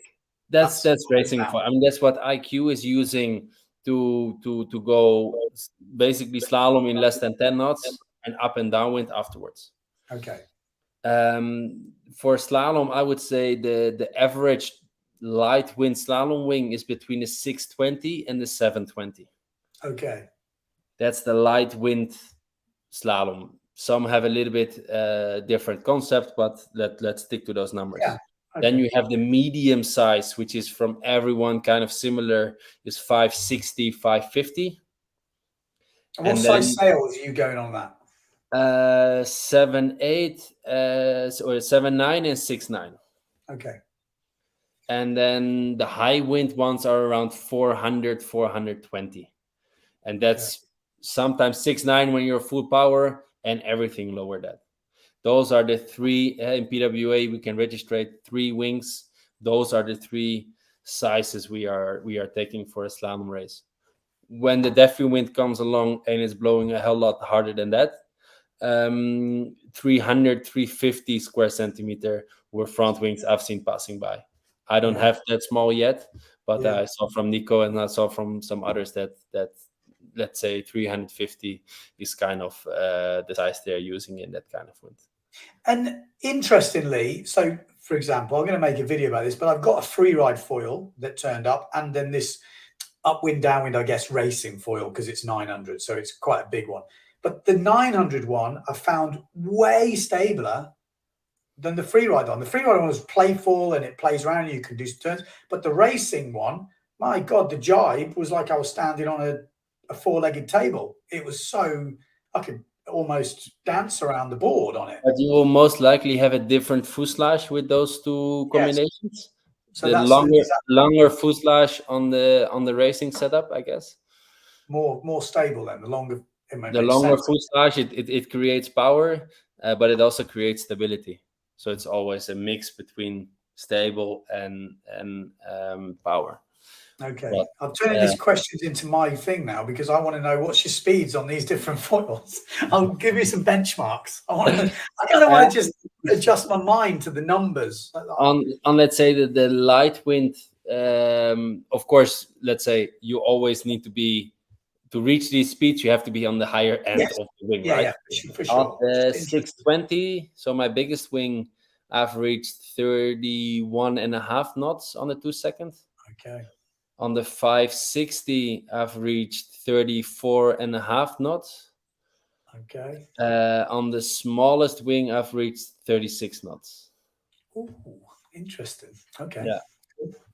Cool. Good to hear. Good to hear the numbers. I like numbers. They're Much slowly more. rising. They're slowly rising. Yeah. Interesting. Yeah. I mean, I'm not going to do too much on the foil because I know there's a lot of windsurfers. I mean, we're all windsurfers, even if you do foil. But I think foiling will definitely hit more and more people as we go along. But at the moment, there's definitely still a lot of interest in fin, and I'm fully behind that as well. So. Yeah, I see this question from Basil coming in, like, Jordy, give us 3 reasons why Finn should continue to have competition at the highest level on the slalom scene. I always compare it a little bit with, like, did you ever see Valentino Rossi and Michael Schumacher competing against each other? Yeah, it's true. I mean, they both go on racing tracks, quite often the same racing tracks. I mean, we could start a whole new debate. Should we have separate events for fin? Yeah, I mean, this we can talk about all night. I think, maybe yes. I believe 2 wheels motorbike compared to 4 wheels Formula One is 2 very different things. It's both epic. It's both cool. They're both doing the same thing, in fact, but they're very different. So you won't see them compete together. I feel a little bit the same way with the foil and the fin. It's 2 very different things. Physically it's very different. Technically it's very different. So in an ideal world, I would say yes, we have them separate. Of course, it's I guess tough. I mean, we are already struggling with the PWA to get events in these times. Imagine you need to find events for 2 different disciplines. That's maybe even tougher. Yeah. And you're trying to cut down kit. I've seen some new rules coming out that in 3 Yeah, years' time, PWA could be down to 2 boards. I think it's too radical, actually. I mean, if we let's hope with Bjorn Dunkelbeck being organizer of Pozo that he will get slalom in there as well. That would be cool, wouldn't it? That would be cool. cool. I've never been there. I've seen the action as a fan 13, 14 years ago. I would like to race there with my foil. No. Like, how would I survive? I don't know. I'd love to see slalom back in Pozo. I would love it. Absolutely. It would be epic. Agreed. But again, you need small slalom stuff there. Yeah. But you also need to get up on the foil in 6-7 knots on other locations. And on one way, it's nice to have a very reduced gear because I mean it basically gets cheaper for others to do the same, to come up to start to do the tour as well. So in that sense, I see why we are going in such a direction. On the other hand,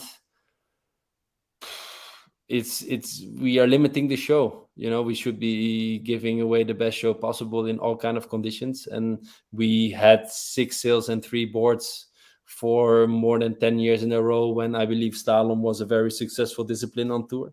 So why not stick to that amount of gear? See, it's interesting. I like the jury is still out on foiling for a lot of people, and playing devil's advocate and looking at the different things. What I see from a commentating point of view is windy slalom in hard conditions is my favorite by far.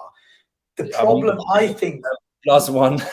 Yeah, but the problem I see with foil is it cuts down the risk of chop hitting the board, slowing you down in the jibes. So there's less opportunity to overtake. Now, we have seen lots of opportunity to overtake the last couple of years because everyone's been learning.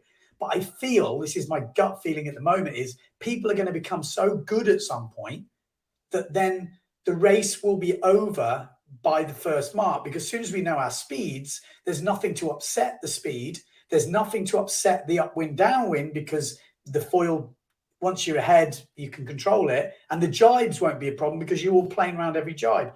And I feel that might be a negative for actual close racing. Whereas the fin, when you put yourself into a reverse chop, swell, Ventura at the first mark, it doesn't matter what you've done on that first reach. If you get it wrong, you're going in. And that's my one worry, I would say, with it. And again, we won't know how that will play out, but it will play out as it plays out. But I think there is definitely a lot of support for having a fin only. I think we'll see. Okay, back to the questions. Let's not go Peter way on this chat. We've been chatting for a long time, but we'll keep you a little bit longer because we've got so many questions. We got well, I'm not even going to try and pronounce that, but old Cappy here says, what is the key to gaining control in choppy conditions? Just technique, a change in tuning as well? Chop is a real pain in the ass, literally. I mean, for sure, the more choppy water becomes, the more technical it is. And I really believe my top tip, let's say, in sailing in chop is that going from A to B is never a straight line. Like even Andy Laufer, actually, I gave the tip. Can you believe it? After so many years, he was always straight going to the beach, and he's like, because behind the beach the water is flat, and yeah, it's the chop is lower, but for me it was much easier to be more downwind in higher chop and kind of search for the flat areas between that chop and go from flat area to flat area to flat area to flat area and kind of guide your way through, because that's so much easier than low chop very short to each other in super messy conditions. So for sure it's becoming more technical, but the tuning for me is quite similar. Of course, from all the chop, it can kind of create power in your gear, so you can kind of depower it a little bit, or you can use one size smaller compared to completely flat conditions and very choppy conditions. You can probably use smaller gear in choppy conditions because you get kind of power from the water. But the biggest mistake I see from people is that they go in a straight line from A to B instead of searching for those flat areas. I can add to that, though, as well, which I noticed when I got really tired at the Defi and that wind swung round. So on the way back, we were going into the chop. But because I couldn't push and get the board flying, all my life, that chop felt much harder. So you had to just go, Ben, okay, I'm going to push now, because pushing, although it was painful, it was so much easier to it's push so much the board easier on the side, drive it through the chop or drive it over the chop. It's like moguls. You know, if you're hitting every top of every wave, but if you go quicker, when you see the motorbikes, they go, and that's what the top boys do. So maybe that is your problem. I'm not saying just speed up, because it's not that simple, but definitely getting the power right in the sail and getting the board flying and getting it to kind of clip the top of the chop. And it's also, again, I'm not trying to do your job here, but getting the right amount of power and when to drive off the board. If you're driving at the wrong places, again, like a mogul field, if you push at the wrong times, you can create the opposite of what you need, maybe. Does that make any sense to you as a pro rider? Sounds logical, definitely. Okay, right. We're going to finish this stream in 10 minutes. So we're going to rack through. Let's try and answer as many quick questions as we can. If they're not quick, I'm going to move on, but let's see if we can do some. We've got riding a 41 or a 46 on his 85, depending on the sail. Yeah, 41 seems very small, but for speed sailing might be okay, but 5 centimeters in between is a proper difference. Yeah, that's big, isn't it? For what you got between your fins on a board? Half between the big and the small fin on one centimeter. One. Okay. It's on the big board 44, 46. On the medium board 36, 37, and on the small one 32, 33. So. Okay, interesting. Okay. Fon says, my first Z fin was on a 130 litre freeride board. I was instantly hooked. It changed my sailing. These days I sail slalom boards and built quite a collection by now. Great podcast, boys. I would agree with that. Like fins they're kind of like shoes for women, if that's not too sexist. I went in the back of some Dutch dude's van. A fast fin in free, like a slalom fin in free race stuff really boosts the performance of that kind of gear. So if you have a free race board with the fin that comes along with it, and you put a proper dedicated slalom fin, the board will just get better. Will just get faster. Yeah, interesting. Crystal says fin ratio. I do the same, but Ross Williams is doing way smaller. I'll never be able to do small fins. Some sailors have very specific styles. I've heard lots of things about Ross Williams being one of those guys. Like if you jump on Ross's kit, a lot of the guys can't sail it. Does that sound right? Like there are some guys with different ways of trimming. I've heard sometimes that that when the others didn't like the gear, they knew Ross was going to be fast. Yeah, like he somehow had a very different style. Is that in Dutch? It's definitely not for me, that one. That's in Dutch. He's asking why you can use a wheat fin smaller than 6. You can use it around 6 centimeters smaller. Yeah, in Holland, like I actually have no clue about wheat fins. They work in a different way because the center is quite thick, and the whole balance of the fin is different. And these fins will never rail your board as good as a traditional slalom fin. But of course, there's plenty of places with a lot of seaweed, and these fins can simply make you have a great session in those kind of conditions. But why you can use it shorter, basically the thickness, the whole profile, everything is different. Yeah. And there's more ways to get power, not just in length, but also in thickness and in how thick the center of the fin is. You see it with the foils, the thicker the foil, the thickness of it, it's like an aeroplane when it gets more lift, and then you can go smaller with the fin. But that's an interesting Windsurfing.TV video, actually, because weed fins, you speak to some of these fin companies, some of their biggest selling fins are weed fins, which caught me out by surprise. I'll be honest. Rasmus says how to go fast being 172 centimeters. I think I'll take that one. Jordy's got any experience of that. No, but I think for me, it is the same blueprint though. It's gear, tuning, knowing what you're capable on. And Jordy's already said it in this podcast, which is find out what the extremes of your equipment do. What does a really high boom do? What does a low boom do? What does a track at the back do? Move your foot straps, try different fins. And that sounds like, oh God, Ben, I've heard that before. But there is no easy way. If you're coming on here looking for just a Jordy to say, oh, just get this and you'll be 10 knots faster, it's probably not going to happen. All the boys I wish I could. Exactly. But it's true, isn't it? It's like you have to get tuned in and understand what you need. So get your GPS on, go out with a softer mast or a different sail, try and even get your friends together, because it does make a huge difference when you find out what works for you. Harness lines further forward, harness lines further back, longer harness lines. There's so many variables. It's unbelievable. And you will only find that when you're either racing someone or you've got a benchmark GPS to go off, and the feel as well, knowing what feels right. And basically, again, this is me anyway, I lock in that feeling. And I know when I go out the next time, if I haven't got that feeling, I've got to find that feeling. So I change stuff to get into that feeling or that position, like I was talking about earlier, which I don't know if it's just me, but there's just a position I know. If I can feel the balance in the sail with the board and the fin, and I can get this certain position, I'm quick. I don't know, just knowing the whole setup, I think, is a really important thing. And eat some pies. That's obviously helpful. Isaac saying, any tips to keep control in your fin while on the edge? It's quite keep control in the fin. Yeah, I mean, get a good one. You get a good one. Yeah, I mean, when you have a good fin, it's changing the world. I mean, of course, it's a balance of everything.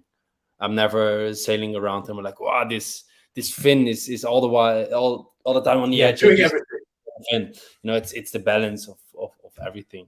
I mean, maybe you tuned in late because Jordy did talk a lot about tuning, booms, and all that earlier. So if that is something you want to listen to, you can go back to the beginning of this podcast. It'll stay on the channel for as long as whenever it does. And there will be an audio-only version. Here we go, Pete. Cheers, Peter. So the podcast is great. Jordy is such a nice guy. Thank you. Thank you. It's all just for this. Smoke and mirrors. Oh, apparently I'm a nice guy as well.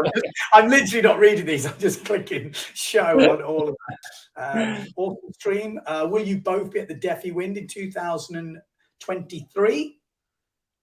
I nearly didn't go this year, but it's you. If you've never been, you've got to go. It's just such a great concept, in my personal opinion. You've got the windsurfing community is there, so you've got all the brands, you've got all the gear, you've got the normal guys who maybe windsurf a couple of times a year, just coming for the experience. Then you've got the guys who done a bit of racing or maybe their first races. Then you've got the guys who are kind of national level. Then you've got you've got every layer through this whole thing. And just for me anyway, being at somewhere where there's 1,200 competitors plus the hangers on around, it feels amazing. It's like a festival for windsurfers, and windsurfing just feels so alive. Like I remember the first day you stand in the water and you see all these sails around you, and you just go like, "Fuck!" Windsurfing is alive. We are here. We go strong, and that's the whole vibe I got from the event. The whole you just feel so much enthusiasm for the sport that I really left the place like, yes, we are alive and we can move this thing forward. It motivates you. And I think for a lot of people out there, I think just having that one event a year to look forward to, a couple more would be great. But even if you just give yourself this one event and you go away and you've got this focus, I think for me anyway, mentally, it's a really nice way to come back. It's gutting, I won't lie to you, when you do worse or something doesn't go as well. I see this in the Lansing Classic in Australia, and they have one race. So they wait the whole year and they've been bigging it up and then you pick the wrong stuff. Yeah, exactly. That's why the Defi is good, because you get multiple races so you can judge your performance off one good result. You don't need the whole series, which is obviously the goal. But if you have one good race, it's like, okay. Or you cherry pick the bits from different races. So there's different ways of looking at it. So yes, I will be back. Jordy's, I think, by the sounds of it. Michael says, if a bigger fin drives the nose down, should you put the mast track back, or put some more down on, or should you just change? Because we talk, I think this is a question based on what we were talking about earlier. I'm a bit slow because we've had so many questions. I mean, in the end, I kind of picked already. Like, I know when I get an 8.4 and a big board, 85 wide, I will use a 44. And it's not that I put a 45 and I put different. So I kind of know for each size which each sail size, which fin I would need, and I would not play around too much with that. And as someone, actually, I don't know if it was based on this comment, but just try it. Yes, again, if you're pushing too much down, put the board, put the boom up, put the mast base back, and see how it actually works for you. So I think that's genuinely good advice. Go back to the beginning of the podcast, listen to it. But there's all the little different variables you can do, and there is no quick fix. The chance of you asking Jordy and him fixing it like that is, if you go on one of his clinics, it's probably much easier. You're there with him. He can look at you sailing, and it's much easier. Like, online stuff is great, but there is no amount of online help that can take away real life, being there, seeing how you're standing, seeing your foot position, seeing if you're back footed, seeing how your sail's rigged. It is difficult online, but this is just to give you guys some ideas, some framework to work within, I would say. Well, that's the plan of this podcast. So I hope it is helping like that. Dave the Wave saying a perfect combo for recreational blasting is a slalom board with a decent free race sail, isn't it? After 2 hours on a race sail, I'm just done. I mean, a race sail is a heavy bit of kit. I mean, the difference between four cams and three cams. It really goes a bit two ways, because I believe the race sail is the most stable sail there is. Yeah.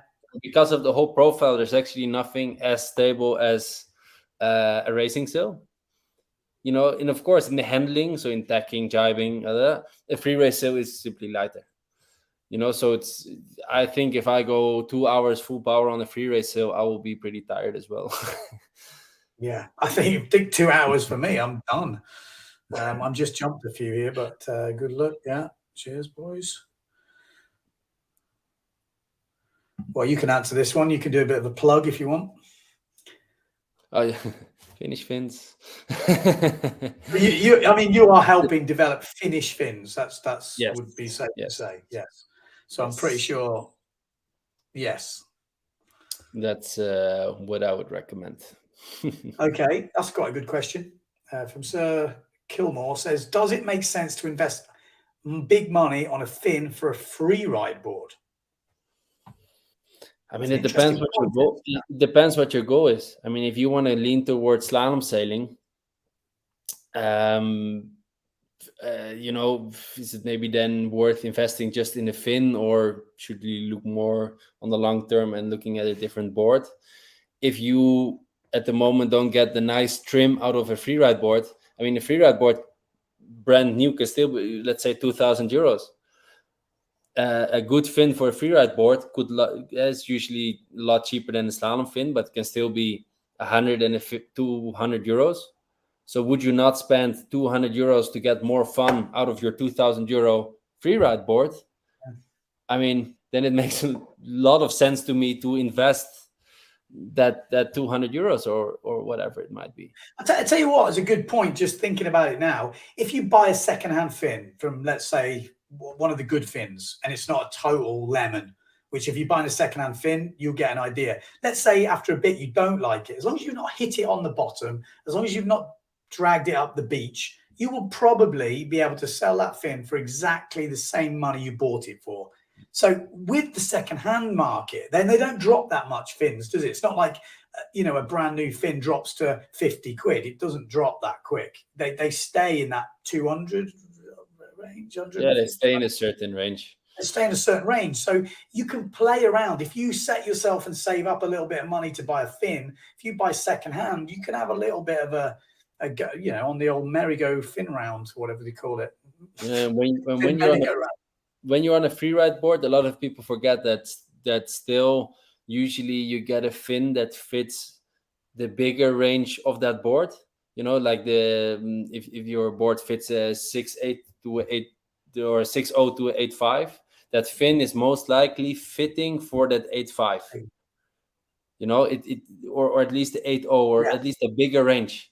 So of course, if you are using it always with a 6.0 and you are struggling to get the right trim with that board, it could basically mean that the board has a too big fin. Like, it's nice that the board comes with a fin, but if you use it with 2-3 different sail sizes, it could be that you need another fin to get the maximum joy out of that board.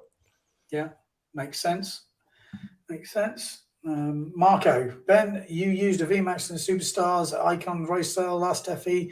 Would you recommend?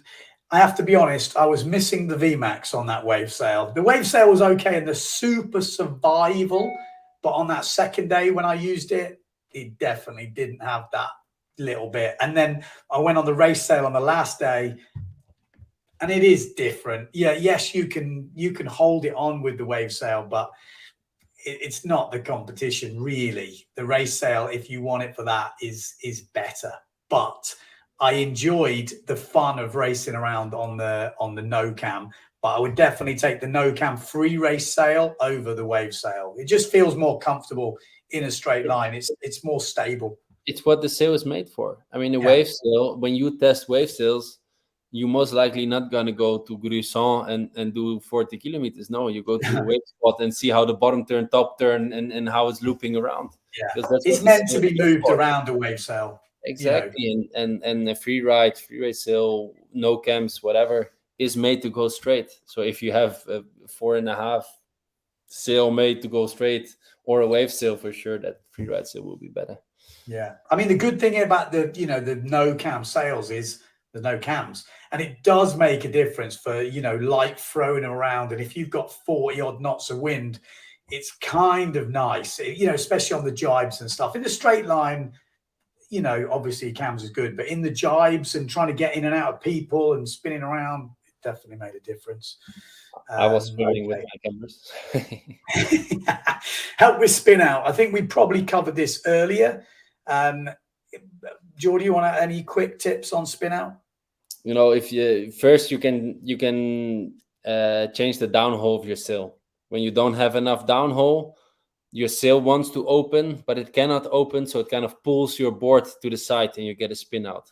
So if you don't straight want to blame the fin, you can check your downhole and see if you can get rid of the spin out by using downhole, different downhole. If that doesn't work, most likely it is the fin. You can actually still try the mast base as well. When you have it all the way in the back, there's more pressure being applied on the fin. So if you move the mast base a little bit more to the front, you kind of release some pressure from the fin. So actually those two things you can try first before straight away investing in a different fin. I think that's super interesting for a lot of people, like the lack of downhaul. It does load up the sail. You go slower. People think, oh, less downhaul, I'll get going earlier. But weirdly, you might get going, but then it holds and it feels heavy, and it really isn't nice. If you've got the correct amount of downhaul, the sail feels lighter, the board gets more lift.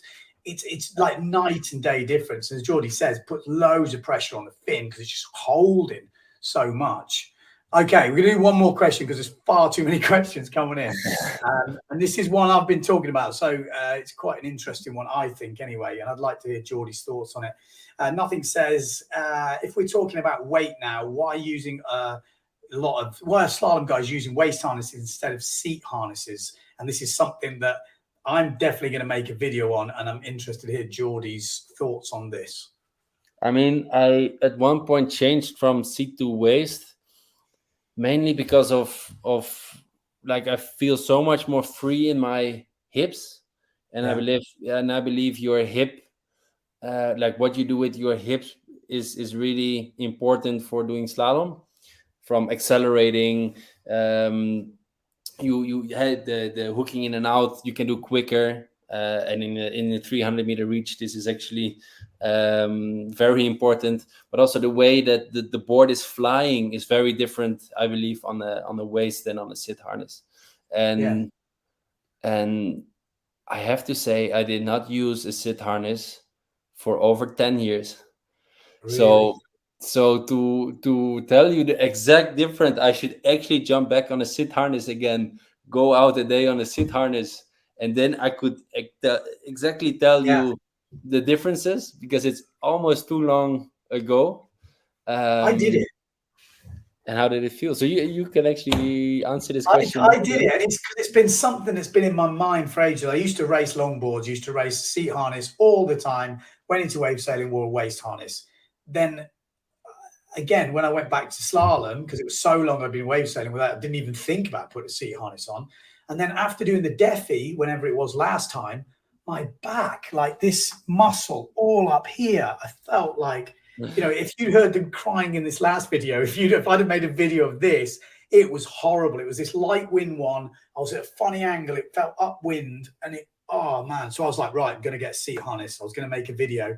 I put the seat harness on, but it was a low seat harness, and it was horrendous for me. I was getting lifted every time I got a gust, rather than being able to sit, like push down somehow and move myself in a position, I was getting lifted on every gust, and I was just felt out of control. Everything felt too low. And then the Superstars one, and I've been looking at this for a while, is pushing, I think Cookie was saying it, and someone else, and there's loads of people who say it, but pushing the harness, the waist harness down to the hips.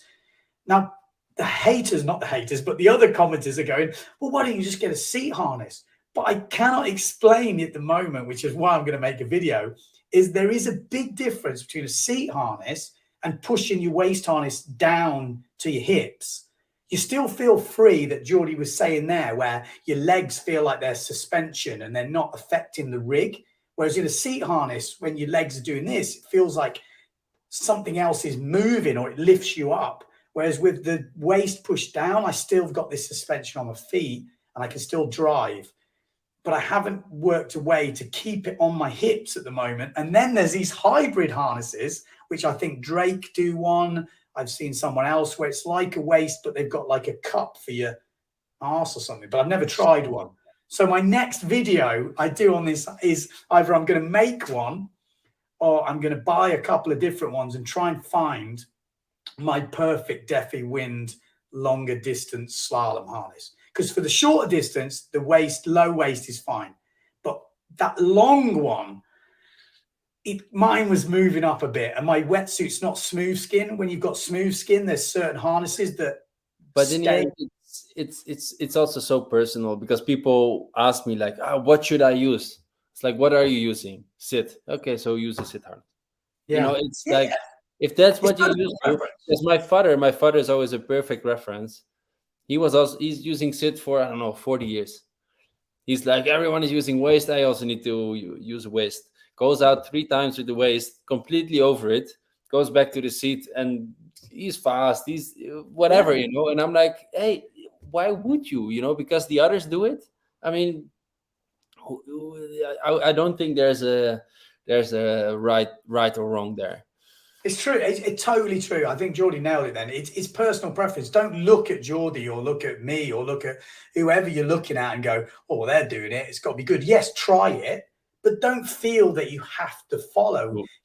Albo was one of these guys, actually. He was racing in a seat harness for so long, and he was undoing the straps and doing different things. And he's only recently gone away from that, hasn't he? I think that's got a waist now. It's quite a couple of years now, but yeah, but it wasn't long ago. I remember him coming in New Caledonia, and he would wear a seat all the way through the race, and at the end of the race, he was undo the leg clips, and it would come in, and I'd be like, maybe something nice.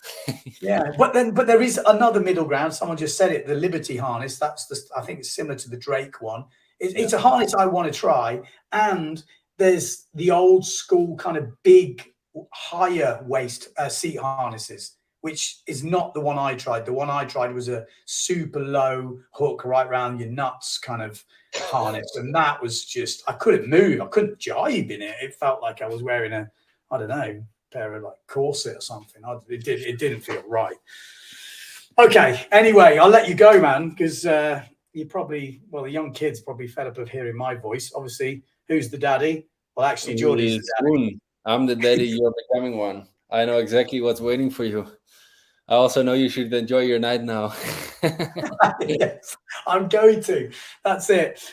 So massive thanks, Jordy, legend, for doing that. I'm sure there's been lots of people getting some really good advice there. If you are just tuning in, we have been talking for 2 hours and 15 minutes. This will be on the podcast, so it will be audio only on Spotify, iTunes, and all that, and it will also be rewatchable on YouTube. So again, massive thanks to Jordy. He does do clinics. I'm sure he's pretty oversubscribed to most of them, but I can just from listening to what the advice he had tonight, if you are in the area and he is doing a clinic, I would say definitely get involved or give him a shout. He obviously wants to be racing the whole time, but with the whole system and way it is at the moment, I'm sure you've had a few clinics, haven't you? I had, yeah. I mean, I like it. No, I also had one at the Defi Wind, having I think 8 or 9 guys the days before the event and during, and it's amazing. No, like they also give me energy again, and it's really, really nice. But of course, I prefer to go to 6 World Cups than to do 6 clinics. As much as I like to do clinics, of course, I'm in this for the racing. But I'm always happy to help out, and a lot of people know to find me on the beach and or visit me on clinics. It's definitely a cool feeling helping people out, isn't it? Like when you give them that one tip, or you see them and you go, "Oh, you're doing." There's guys who windsurf for 25 years and they always struggle with this little thing, and then you got that click and you got them to do it, and then 3 years later they still tell me like, "Oh man, it still works, unbelievable." That's nice and definitely gives a good feeling. Epic, man. All right, dude, I'll let you go. Thanks a lot. Cheers, Ben. Good dude. Okay, so there you go, Jordy Vonk. Epic that was. I thought that was really good. Some super interesting advice. Like I say, do watch it back. Thanks for tuning in. If you want to support the channel, you chop in a few beers. We did get a super chat. Oh my God, second ever. Living the dream. But subscribe to the channel. We're going to try and do more of this. Like I say, Matt Check is still doing the podcast, so we're going to have those legends coming through. I'm not sure if there's any in the bank at the moment, but when he's not doing a podcast, I will be doing these live chats as well. And it won't just be riders. We had Patrick on, so Ask the Shaper. We're going to get, I'll take requests. If you want to let me know in the comments who you want to see on Ask the, could be anything. The Speed Sailor is one I definitely want to do because I know you guys are into GPS speed surfing stuff. So there you go. Thanks for tuning in. I'm going to try and log this thing out. And until the next time, I don't know what the next video will be, but I'm sure it'll be bloody good.